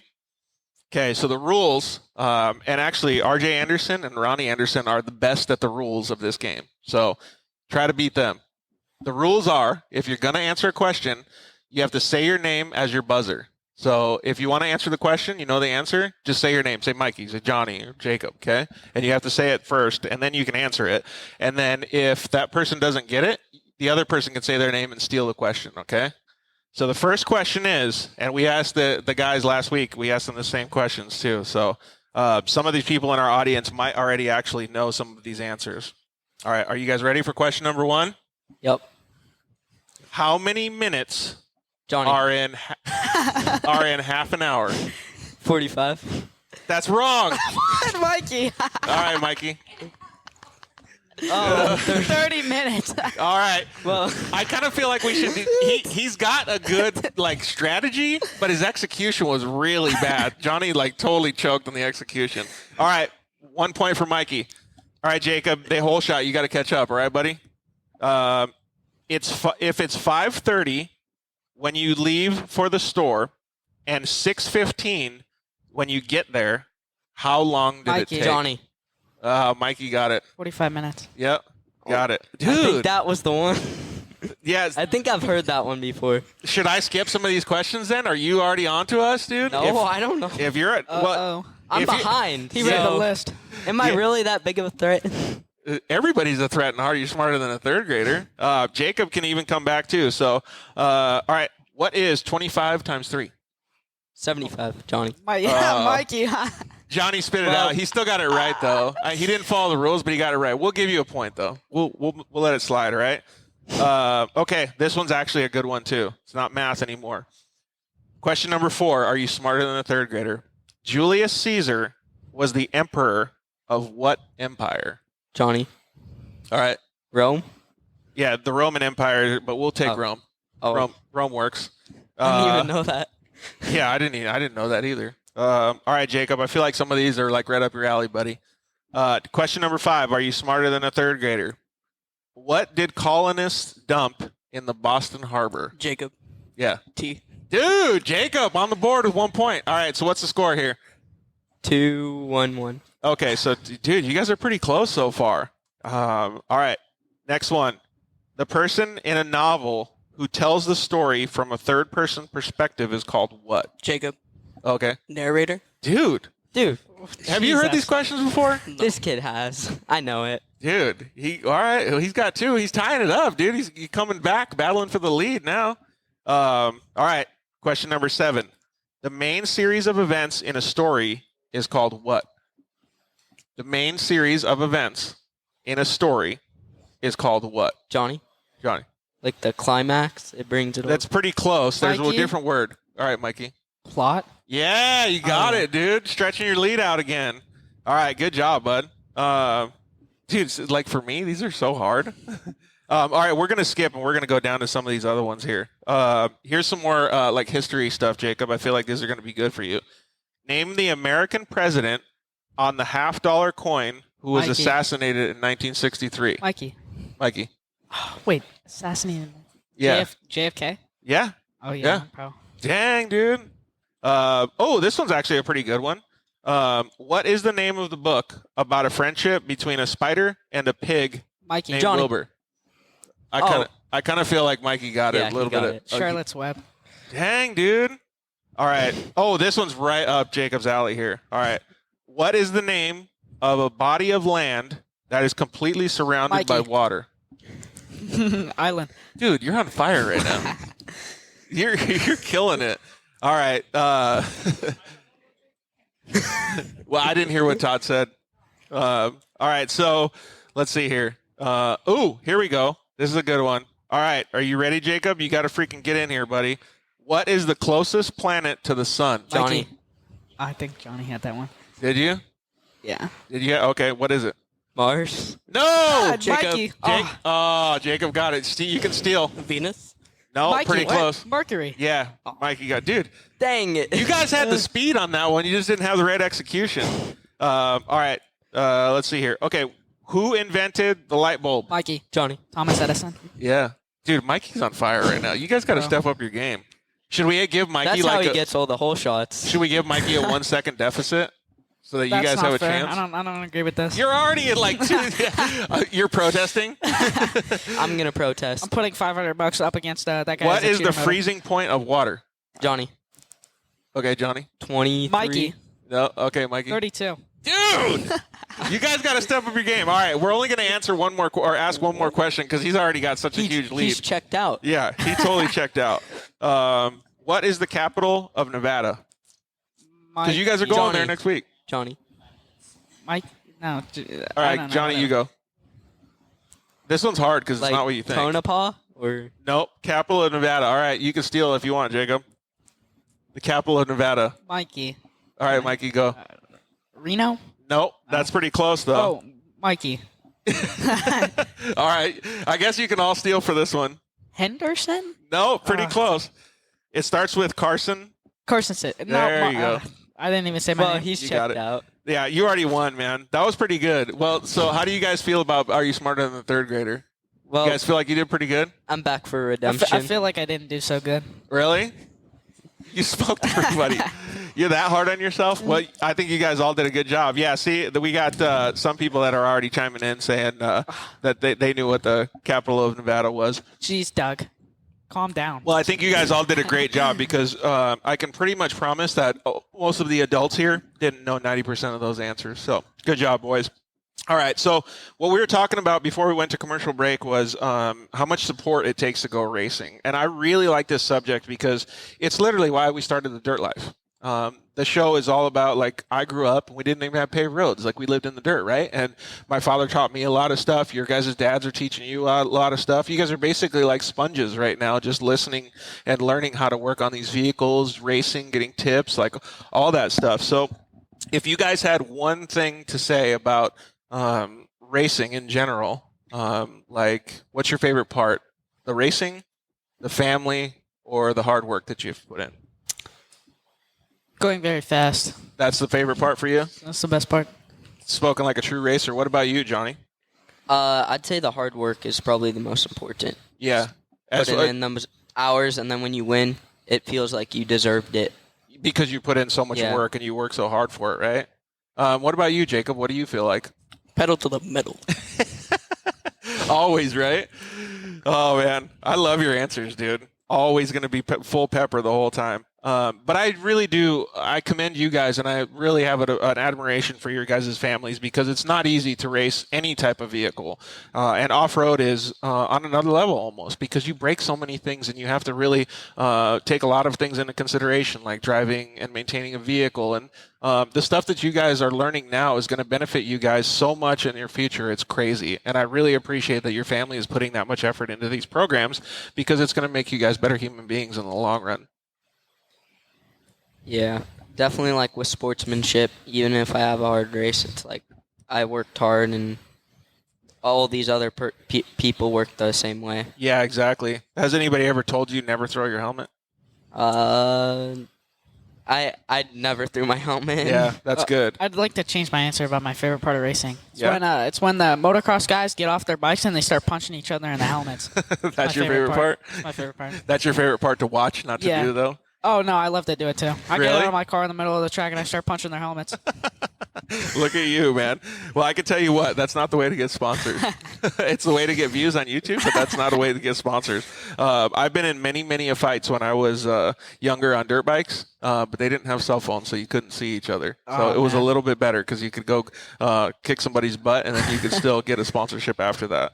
All right, so like I said, though, I really appreciate that your parents and your family and all of the people that support you guys are doing all this stuff. Actually, when you guys were at Parker, how many people did you have supporting the team when you guys were doing the rally race? A lot. I think it was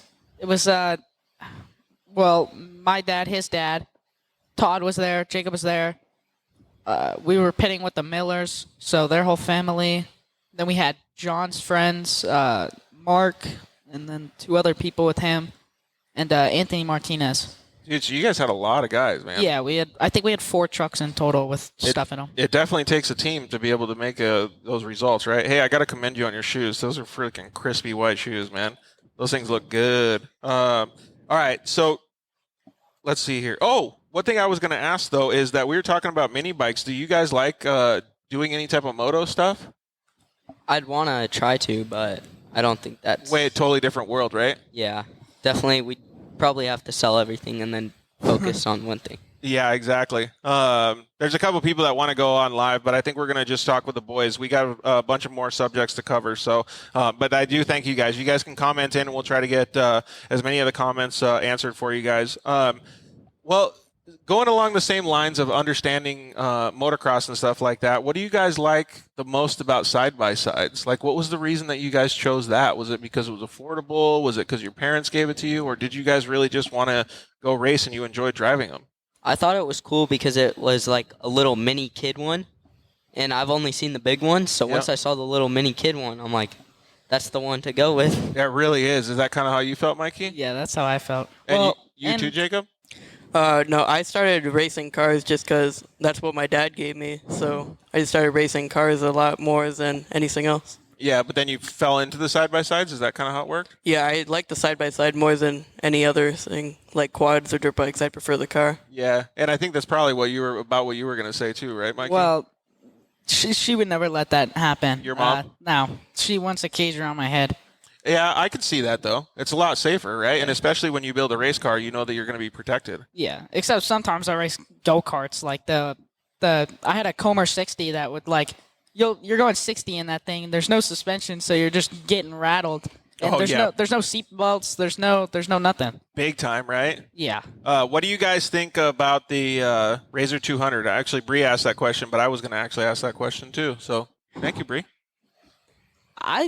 It looks pretty sick. It's the Pro XP, just smaller. I think it's perfect for kids and starting. Like it looks like the perfect little thing. Yeah, exactly. What about do you think about big guys like me driving if I had to stick my head out? Because I still think it'd be fun to like go get the mail in that bad boy. Oh yeah, they should make those things street legal. Dude, I had to do some yard work, and I did it with the YXZ yesterday. Pretty fun, right? I truthfully think that the side-by-side world, and well, Johnny, you kind of mentioned it before, like, remember rhinos, right? Like, now just think about how crazy these new, like, well, we call them enthusiast cars, but the race cars are turning out to be. Like Ruslans, like your guys, it's pretty badass. Yeah, it went from being like just stock rhino stuff, and now the UTVs are like, they're being built like trophy trucks, so strong, and like Ruslan said, like the seating's kind of similar now, like a trophy truck, but yeah, exactly. And the crazy part about it is they're like affordable, like enthusiast vehicles or full built race cars. Like it's so rad, right? Yeah, like the class we're racing, and you could go out and race it, and you could compete with anyone. Yep. And like, that's basically makes it so much fun. Do you know how many people are going to be in your guys' class, or how many people are pre-registered for it? I think how many were there? There were like, I'd say there's going to be 15. 15? Yeah. Yeah, that's pretty good for one class, though, right? So if you think about the other classes are bigger, like Pro Turbo and Pro normally aspirated, that you probably have, I don't know, let's just say 150 or so UTVs on course, 100, 150. Like, that is insane cool. Like, with the Rhino, you would never get that. Yeah. I think that's so cool. Does that intimidate you guys to be out there on course with, like, older guys or professional racers? It's not that they're, like, professionals or anything. It's more that we're in an NA car and they in a turbo car that'll go 20 miles an hour top speed faster than ours. Like, oh, okay, so that's what it like is a little bit scarier for you guys. I gotcha. Like I know I can hold with them. It's just trying to make out for that much of a deficit going from our car hitting 80 top speed and theirs hitting 100. Yeah, exactly. Well, the way that they stagger them and start them is a little different, but I can totally agree with what you're saying. The thing that I'm more scared about is obviously non-UTVs, like the bigger trucks and stuff, but I think it is pretty cool that there's so many UTVs out there, and it gives you guys a platform, right? Like, you guys can battle against all of the adults. Like, you're on course with some of the best drivers in the world. You got to be, like, pretty stoked on that. Yeah. Next year, we'll move up to a bigger class, but how old do you have to be to move into a professional class? I don't think there's an age limit at all. I don't think there's any. That's why we race Best in the Desert. There's no, like, you have to be 16, you have to be 15, like, it's because it's all, like, their stuff, so you can be pretty much any age limit and race the class. I don't agree with Best in the Desert doing that. I think they should definitely have an age limit, but I think it is pretty cool that they're giving the ability for everybody to come join, right? Like, they have all these different classes and stuff like that.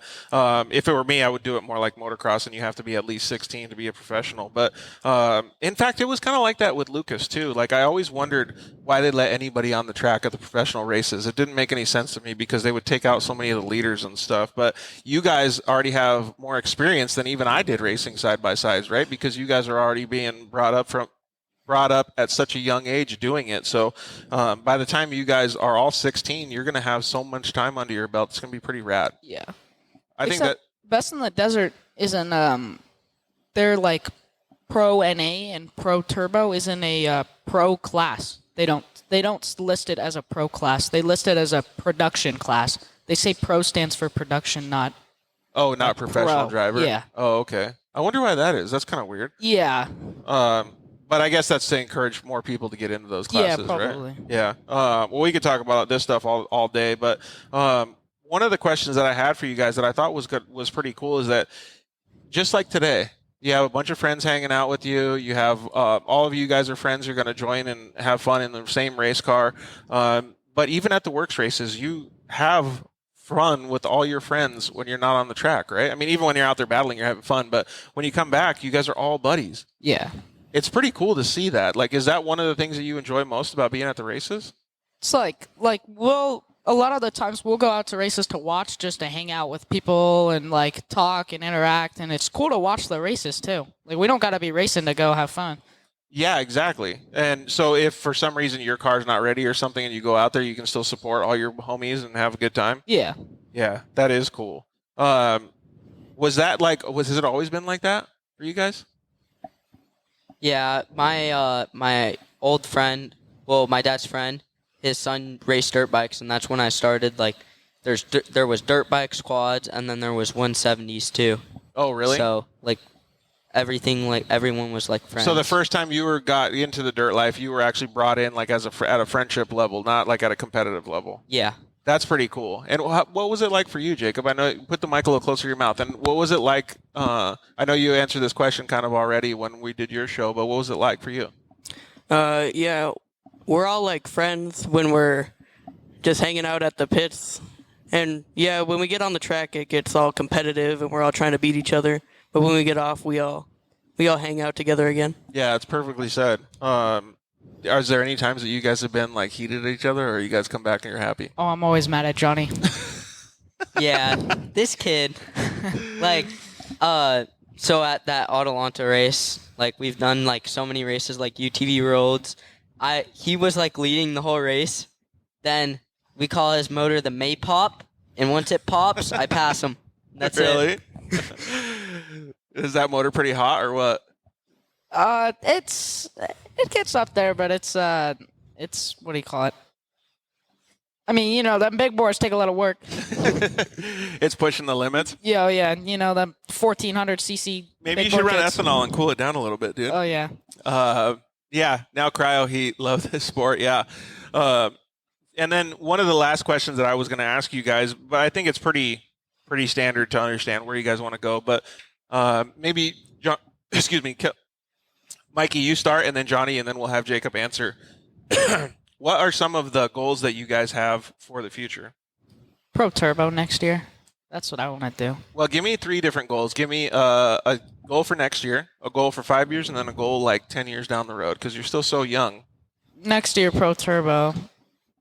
Then 5 years, I'm the best there ever was, ever time. With the coolest hair as well? Yeah, Right you on. know. And then in 10 years, best ever was best. Do you ever plan on cutting your hair during these goals, or are you just going to Never. let it ride? Never. It's going to be dragging against the floor soon. I was going to say, so like when you're in 10 years, when you're the best ever, it's going to be dragging behind you in every race car you're in, right? It's going to be hitting the exhaust. It's going to catch on fire. You definitely don't want to catch on fire. That's like the worst. But you guys haven't been on fire, though, have you? I've been on fire a couple times, and it sucks, dude. You do not want to be on fire. So, all right. So what are your 3 goals that you have? 1 year, 5 year, and 10 years, Johnny? So in 1 year, I want to be in like the works, like production or the stock class, and then Looks like maybe, Alan Motorsports wants to have a Mason all-wheel drive in his goals. Yeah, if his Dogecoin does well.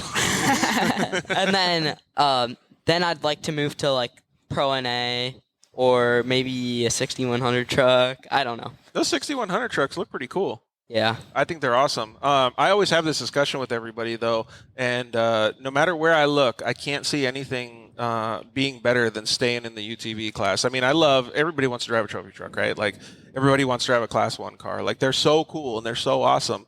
But as far as racing goes, there's nothing ever in the near future, let's just say in the next, we'll call it 10, 15 years, that's going to beat racing side by sides. There's not going to be as much competition in the other classes. There's not going to be as much factory support in the other classes. There's not going to be anywhere near the amount of classes that you can sign up for. So racing UTVs, I don't think it's a bad thing to have that as a long-term goal. You could probably turn it into a career the way that the industry is going.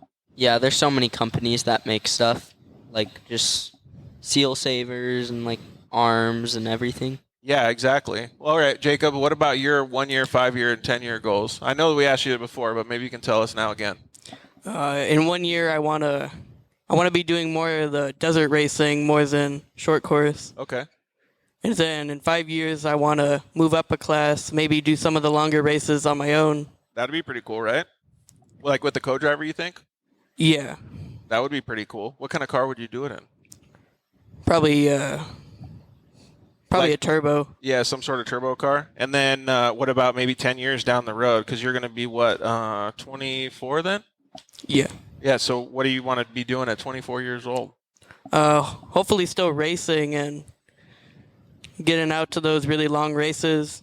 Maybe inviting some of my friends to come co-drive or drive with me. That would be pretty cool. And so one thing that I understood about what all you guys said, especially the last comment that Jacob made, is you guys will probably all be friends during that time. You guys will probably still be competing against each other. You will just have way more knowledge, way more speed, and way faster cars. Like, how does that feel? Like, that must be such a cool thing to look forward to, because I get chills just thinking about it.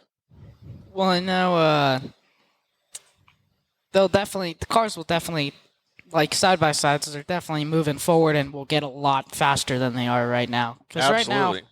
the Can-Ams have 3 cylinders and the Polarises have 2, but they're all at 1,000cc stock and they're all really fast now with the turbos. But they'll definitely move along. Yeah, exactly. I mean, even the NA cars, like almost all of them, no matter what, if you're in a desert race, you can go certain speed down, like on, let's just say, like in a flat area, right? You can go max out your Can-Am or your Pro XP or whatever it is. But 90% of the time, the average speed is only between 35 and let's just say 45 miles an hour for a desert race. So whatever car you're in, as long as it handles good and as long as you're a good driver, you could probably compete at the highest level. Yeah. Yeah. So I think that's pretty cool. Well, except for if you're in a Rhino. Yeah. Well, you just stay consistent. I mean, you could pretty much take a stock car and just stay consistent, drive. Right. And say you put fuel in the back, you could make it.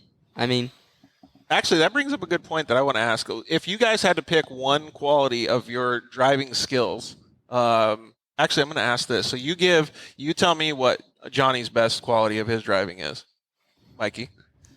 You know, Johnny gets the job done. So he's consistent. Like Johnny's really consistent. So when I think of that, for some of the older people in the audience, I think of like a Ryan Dungey, like consistent, always finishing races, like championship level thinking, like always winning winning the championship on his worst days on the track kind of guy. Yeah. Johnny, if you had to answer that same question with Mikey, what would you say his best quality in driving is?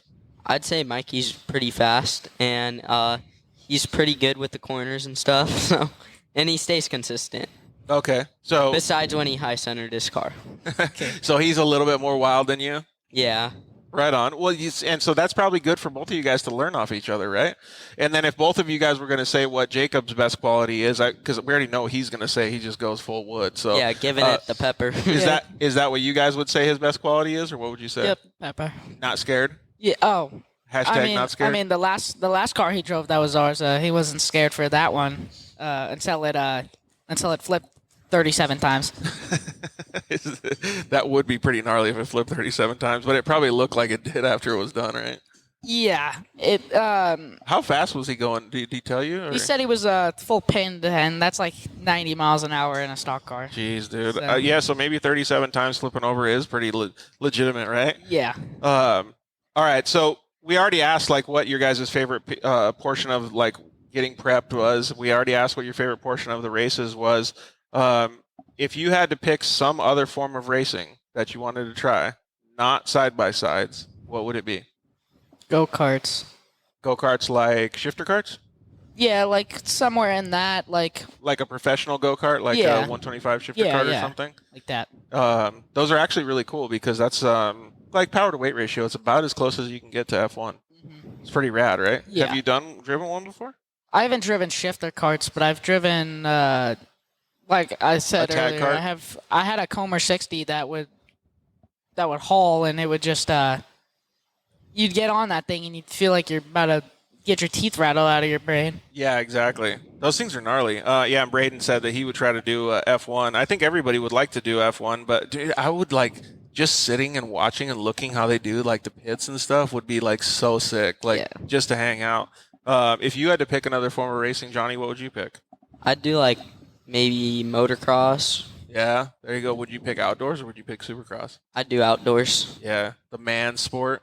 Yeah, I wish we could like do side by sides on like the outdoor course. That would look. They fun. have done some of that stuff before. Yeah, have you ever seen a track called Redbud in the No. Motocross Nationals? So Redbud is like the chocolate cake of motocross, right? It's like Yeah. got the biggest jumps. It's a really cool track. And back in I think 2015 maybe, Casey Curry and a bunch of side-by-side guys, they raced in Pro Lights, Pro 4s, and side-by-sides. It was pretty cool, man. Like big uphill triples, like big tabletops. It's pretty rad. So would you like to take your side-by-side on a full-built motocross track? Yeah, That I would- I just want to see how it would be. Like, That would be pretty cool. I wonder if any of our audience members would like to do that. I think that would be pretty badass, man. Especially for a guy like me coming from moto and then taking a side-by-side on a course.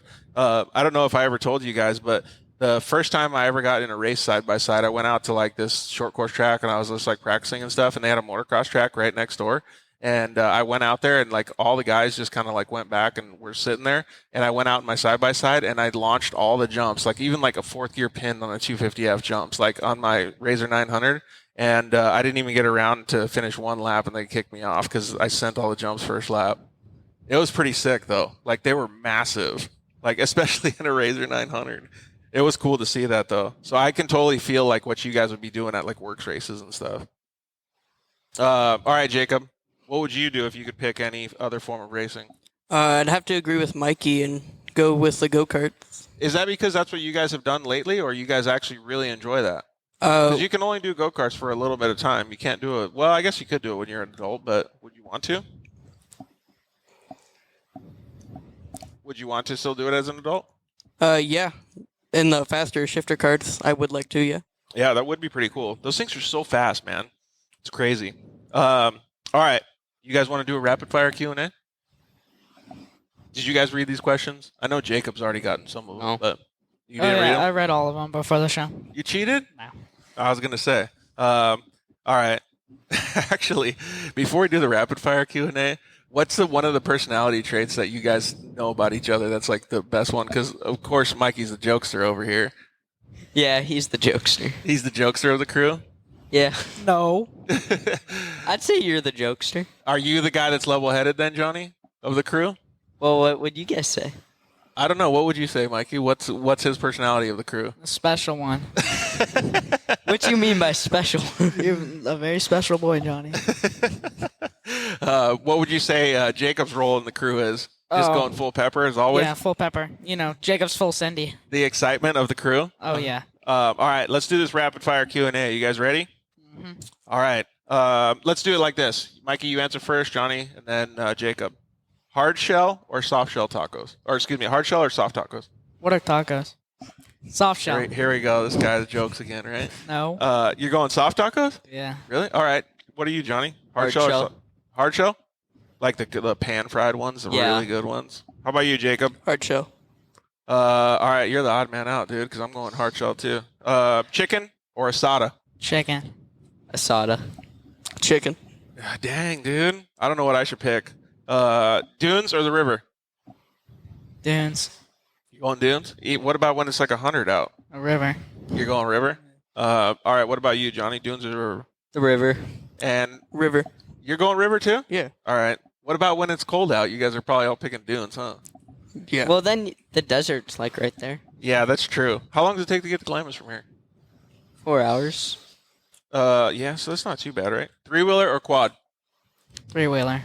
Dang, look at you, wild man. Yeah, 3-wheeler. Those things look fun. You're getting wild, too? Woo! I don't know, boys. What are you picking, Jacob? Three-wheeler. Dude, we knew he was going to pick that, right? Just the Yeah. wild guy over here. My dad used to race those, so That's pretty cool. Yeah. You got to have some serious cojones to race a three-wheeler, right? he convinced his my grandma, his mom, that it was safer than a dirt bike. So that's That why is she so let him. not true at all. Yeah, exactly. Like, not even close. But somehow she believed him. So Yeah, for sure, right? Eric Lundvall says, are you guys into RC cars? dude, I have a whole collection. Do you really? It's a problem. Do you have a little short course truck? Because I have one. Dude, I have like 8 of them. I have a SC 6.1 that my buddy Wally builds, Nick Yeah, Watlett I have builds. like 4/4x4s that just break every single time. Nice, dude. I've- Those things are I pretty also- bulletproof too. I also have an X Max that's like all. It's got all like aluminum like A arms and steering rack. It's got aluminum. Dude, you're everything. dialed in. Yeah. RC cars aren't expensive, or are expensive Yeah. when you put in all that work into them too. Do you guys have RC cars? I do. I still have it. It hasn't been running for years. Oh, really? Because my It's one of those nitro engines or whatever, uh or is it electric? it's it's electric. Oh, okay. It hasn't been running because like the computer in it broke and it won't start or Oh anything. crap! You're gonna have to spend freaking $500 to get that bad boy. But that fixed, was huh? the fastest RC car I've ever seen. Nice. What about you, Johnny? You got an RC car? Yeah, it's like it's on and off, but like they're like every part is so expensive. So Yeah, exactly. Yeah, one thing that I noticed about RC cars, though, is it actually really helps with your visual skills because you can see it and you have to coordinate your hand-eye movement together and you can see it and you have to keep track of it. It's really good for the sensory nerves and stuff like that in your brain. So if you guys do get a chance, say hi to our buddy Eric at the RC car track. Let's see here. Ooh, this is a good one. Barsha or Plessinger? You know who they are? Plessinger. You're going Plessinger? Yeah. You don't like Barsha? No. I mean, he's got long hair, dude. Come on. I like Cowie. Oh, you're going Cowie? Well, we'll see. All right, who's yours, Barsha or Plessinger, Johnny? isn't Plessinger on a Yamaha? Yes. Oh, he is. Yeah. Oh, I thought. Oh, you're no, talking about that's Cincerillo? Cincerillo, yeah. You like Cincerillo? Yeah. I like That's your guy? Yeah. What's your number on your side-by-side? 177. Oh, okay. I thought you was Plessinger's 7, so that's kind of close. All right, who did you say, Johnny? Plessinger. You're going Plessinger? All right. I feel like Jacob's going to pick Barsha, man. Full pepper, dude. We're talking about pepper here. I don't really watch dirt bike racing that often. Oh, okay. I think we asked you this last time and you didn't know, and then we asked you an off-road question. What would it be, Luke McMillan or Bryce Menzies? Who are you picking? Because both those dudes are pretty badass, man. I don't think I can pick between them. You can't? No. You have to, because he's a four-wheel parts teammate, dude. You got to pick Luke, dude. You're forced to. You got a sponsor. You got obligations that you got to pick. If you had to pick between Luke and Bryce, who would you pick, Johnny? I'd do Luke.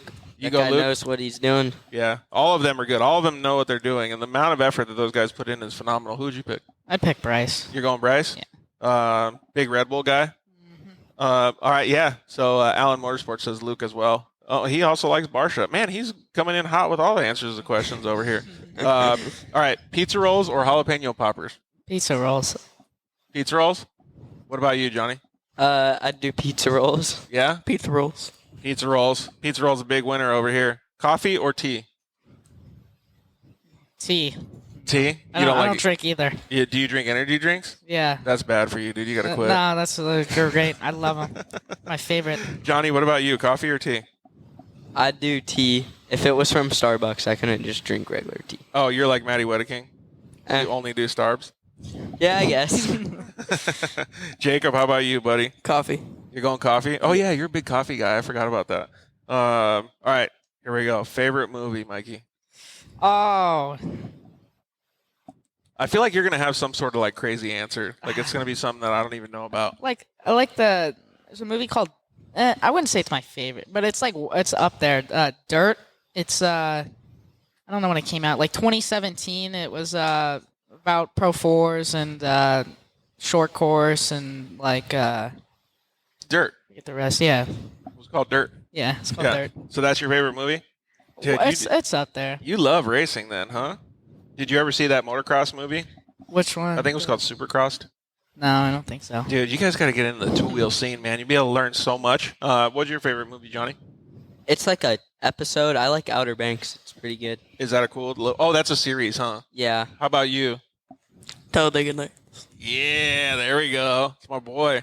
All right, so Bree Baker commented and said, Mikey, it fit a Red Bull can in his mouth at DP4.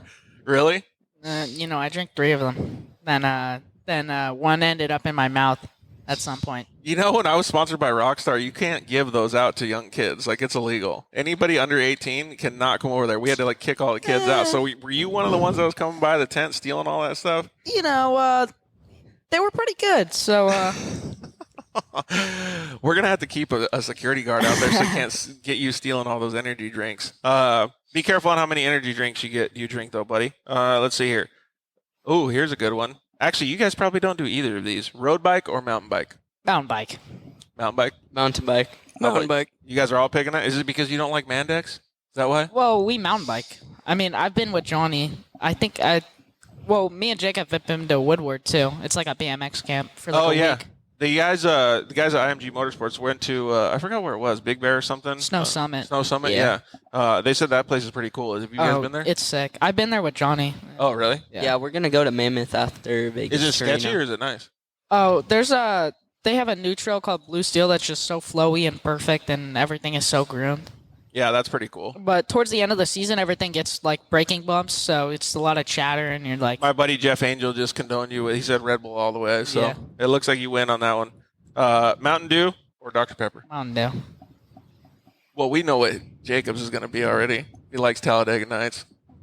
What's yours, Johnny? I'm not a soda guy, but Mountain Dew, What do you drink? What's your favorite drink then? lemonade. That's Lemonade? It. You're a lemonade guy? Yeah. What about like those crazy like hibiscus lemonade and stuff? Do you do those? No. Whatever those crazy ones are? All right, Jacob.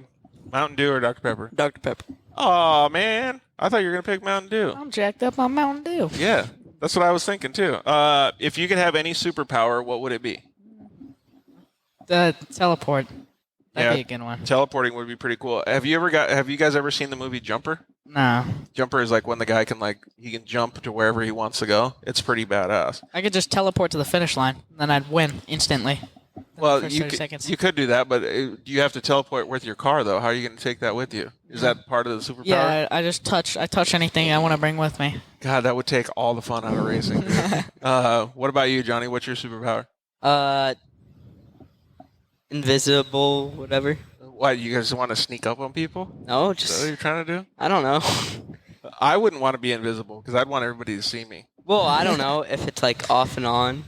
Oh, where you could turn it off and turn it Yeah. on? Yeah, I got you. All right, Jacob, what's your superpower? Mikey stole mine. Really? Yeah. Teleporting? All right. Well, you can pick that too, but now you guys are going to be battling and teleporting against each other. It's going to be so boring. So you're going to have to pick another superpower. What if you're just like super strong and if he teleports, you can just punch him? I feel like teleporting and trying to win races is like a total cheater move. What was your most memorable race? First one. Which one? It was 2015 Worlds. And what happened? Like, what Uh, was the reason it was your favorite? Because it was a bone stock 170. Because before you could literally have you didn't have to have a roof, a cage, or any. You could literally, it was a stock 170, and Yeah. I went and raced it. It was like the best thing ever. Because it was so easy and you just had so much fun? Yeah, like I had a dirt bike helmet, and it was like the strap was loose and the helmet was big. And there's like one picture of me going over a jump, and the helmet's just like way up here, and you can see my chin down below it, just like. Dude, you're a wild man. We need to get you a little bit safer, a little bit more calm down, like take out these Red Bulls. I feel like we're like sending you to Racer Anonymous over here or something to get you to calm down. What was your most memorable race, Johnny? UTV Roads, because I won it. That same year or was it a different year? 2020. Can you give us a little bit of explanation, like what class it was in, like what happened during the race, like those kinds It of things? was the 700, 800 class. Oh, okay. Yeah. So I think I did the 570 race before, Uh-huh. and Ryder Chapman flipped me back over, so I ended up getting like 10th in that. Okay. And then after failing completely in the 570 class, I won. So it was like probably it made me happy after Yeah, that's cool. struggling. Yeah, it really like gives you an understanding of what can happen during those races. So it's like a high and a low, right? Yeah. Yeah, and those are emotions that you guys are going to feel for the rest of your racing careers. Like those always happen, man. There's going to be tons of races that you guys don't finish, and there's going to be tons of that you do good too, right? Well, we remember you answering this question, but what was your most memorable race, Jacob? I don't remember what I said last time, but I think I'm going to change it. Oh, okay, let's hear it. My very first race in the 570 at Dirt Series. I had just gotten my 570 and we went to Dirt Series to race it. Yeah, But they said that we needed some kind of protection on the side. yeah. So we took some orange barrier tape, like the kind that has Yeah. like a bunch of holes in it. And we just taped it to both sides and they let us race. Really? Yeah. I guess your arms don't fly out if you have that, right? Way to MacGyver it and put it together. Was that your dad's idea? Yeah. Yeah, way to go, Todd. Getting you out there on course, man. Did you have fun at that race? Yeah, I did. That's pretty cool. Do you remember what place you got? I do not. Oh, okay. You just loved it because you were out there, huh? That's got to be so cool, man. I don't remember what my first side-by-side race was, but I definitely remember my most memorable dirt bike race. It was pretty cool, too, because it was like I didn't win, but I crashed on my 80 in the first turn at Glen Helen, and then I ended up passing everybody and coming back to second, and I was like probably, I don't know, 6 feet from passing the leader at the finish line. But it was cool because I was so amped, right? Like, it's those races that you don't even, like, think about how tired you are during the race. You just feel like Superman, like you're in a zone, right? Yeah. Do you guys ever have those types of races? Yeah. Yeah, Silver that kinda State how- was like that. You guys were just focused and in the zone, or what? Yeah, well, we broke, and then, like, we went, like, back and forth. We were doing good, and then we broke, and then finally we got it to the finish, so, And it was pretty rad. yeah. Yeah. That's cool, though. How was it facing that adversity? Were you guys pretty stressed out when you guys were broken, or were you guys thinking that it was going to get fixed and you could keep going? It was kind of like, well, are we going to be able to finish? And then, like, everything just came together at the end, like, and then we finished, like, it was great. Oh, that's pretty cool, man. All right.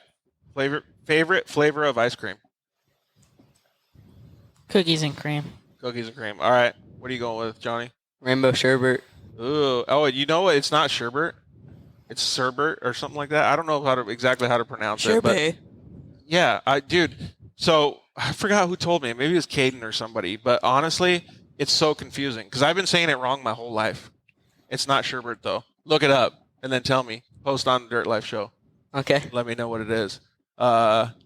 George had some orange barrier shit zip tied to both sides of his car. Yep, exactly. Let's see here. Oh, what's your favorite flavor of ice cream, Jacob? Cookie dough. Cookie dough? And you pick cookies and cream? That could be easily confused, man. You guys don't want to eat ice cream next to each other. Dogs or cats? Dogs. Dogs. Dogs. All you guys are going dogs. Right on. Do you guys each have a dog? I had to, but yeah, they died. Oh, right on. What about you, Johnny? You still have a dog? I have a dog. Yeah? What kind? Basset Hound. Whoa, those are cool. And you guys have puppies too, right, Jacob? No, we had a dog a few years ago. Oh, right on. What kind was it? You remember? Like a lab or something? All right, let's go down to the next question. Netflix or YouTube? YouTube. You want to go to YouTube? But didn't you say, who said Netflix? Oh, yeah, Johnny, what's yours, Netflix or YouTube? If there's not anything to watch on YouTube, I'm going to Netflix. Oh, okay. So that's when you're going over there and watching it. What about you, Jacob? Netflix or YouTube? YouTube. All day YouTube, huh? Supercross or motocross? Supercross. You're going Supercross? You know there's 3 Anaheims this year? Yeah, in Supercross, yeah. Yeah, there's 3 in 2022. So that means you're going to go to Supercross? Probably. Dude, let me know. We'll hang out. What about you? Are you going to go to Supercross? Motocross. You're going motocross? Yeah. Dang. What about when they come to Pala again? Because they're going to come to Pala in a month, I think. I don't think I can make it out there, but I just like watching. Yeah, it'll be cool though. Because they had the first race in Pala and they're going to have the last race. What do you pick? Supercross or motocross, Jacob? Supercross. You're going Supercross? Yeah. Are you going to go to any of them or no? Probably not. It would be pretty cool to see you out there, dude. What other form? Oh, we already talked about this. What other form of racing would you like to try? Okay, if we can't pick go-karts, what do you guys pick? You know, a Formula One car would be pretty nice. Dude, you can't go like that. You got to pick like boats or monster trucks or something, dude. You got to pick something off the I wall, don't know. man. Make your fans happy. Be like something that goes fast, really fast. Horse racing. Horse racing. That is pretty wild, dude. You're going to get a whole bunch more fans, dude. Probably chicks, too. Going horse racing? That's going to pull the chicks, dude. Yep. So are you changing yours to horse racing now, too? No, I don't want to. I don't want to go horse If racing. you have to pick something totally He wild likes off. guys. So. Oh, burn. That's the clip I'm going to cut out. What time is it right now? So it's almost 7 o'clock. That's the clip I'm putting on YouTube. What would you pick if it was like a totally off-the-wall form of racing, like speedboats or what, like something crazy? You could pick, Probably be boats. but you're going boats? Yeah. Like, have you seen those ones where they go like, I don't know, 60 miles an hour, and then the guy in the passenger seat, like the co-driver says like this, and then you just turn the wheel? They're like little swamp buggy things. Yeah, but when they like tip over, it's freaking nuts, Yeah. dude. Like they tip over and they're just like in the dirt or in the grass, man. It's crazy. All right, hot dogs or hamburgers? Hamburger. Oh, okay. So you don't like girls. Hot dogs or hamburgers? Hot dogs. All right. What about you, Jacob? I don't like weenies in my mouth. You said it, man. I was trying to be the nice guy. Who is your celebrity crush? I don't know. You got to pick one, dude. Especially when we're talking about girls right now. You got to pick something. Braden Baker. Braden Baker's your celebrity crush? It's going back and forth. Yeah, man. No, for real. Go. Give me an answer. Uh-oh. Yeah, give me an answer. I don't have an answer. No? No, I have no idea. That one girl from Talladega Nights. Which one? The wife. Oh, the wife. You're going the wife that from one. Talladega Nights? You probably said that because you were stealing it from Jacob. Yeah. That's why. Who's your celebrity crush, Johnny? Haley Deegan. Oh, you're going Haley Deegan? Yep. You know, she lives she used to live like 5 seconds from my house. I ride my bicycle by her house all the time. We can make it work. That's a perfect answer, man. How about you? Who's your celebrity crush, Jacob? Freaking Mikey just stole it to make himself look bad. Yeah, he did, right? You guys can't be fighting over the same girl. You got to just move on, bro.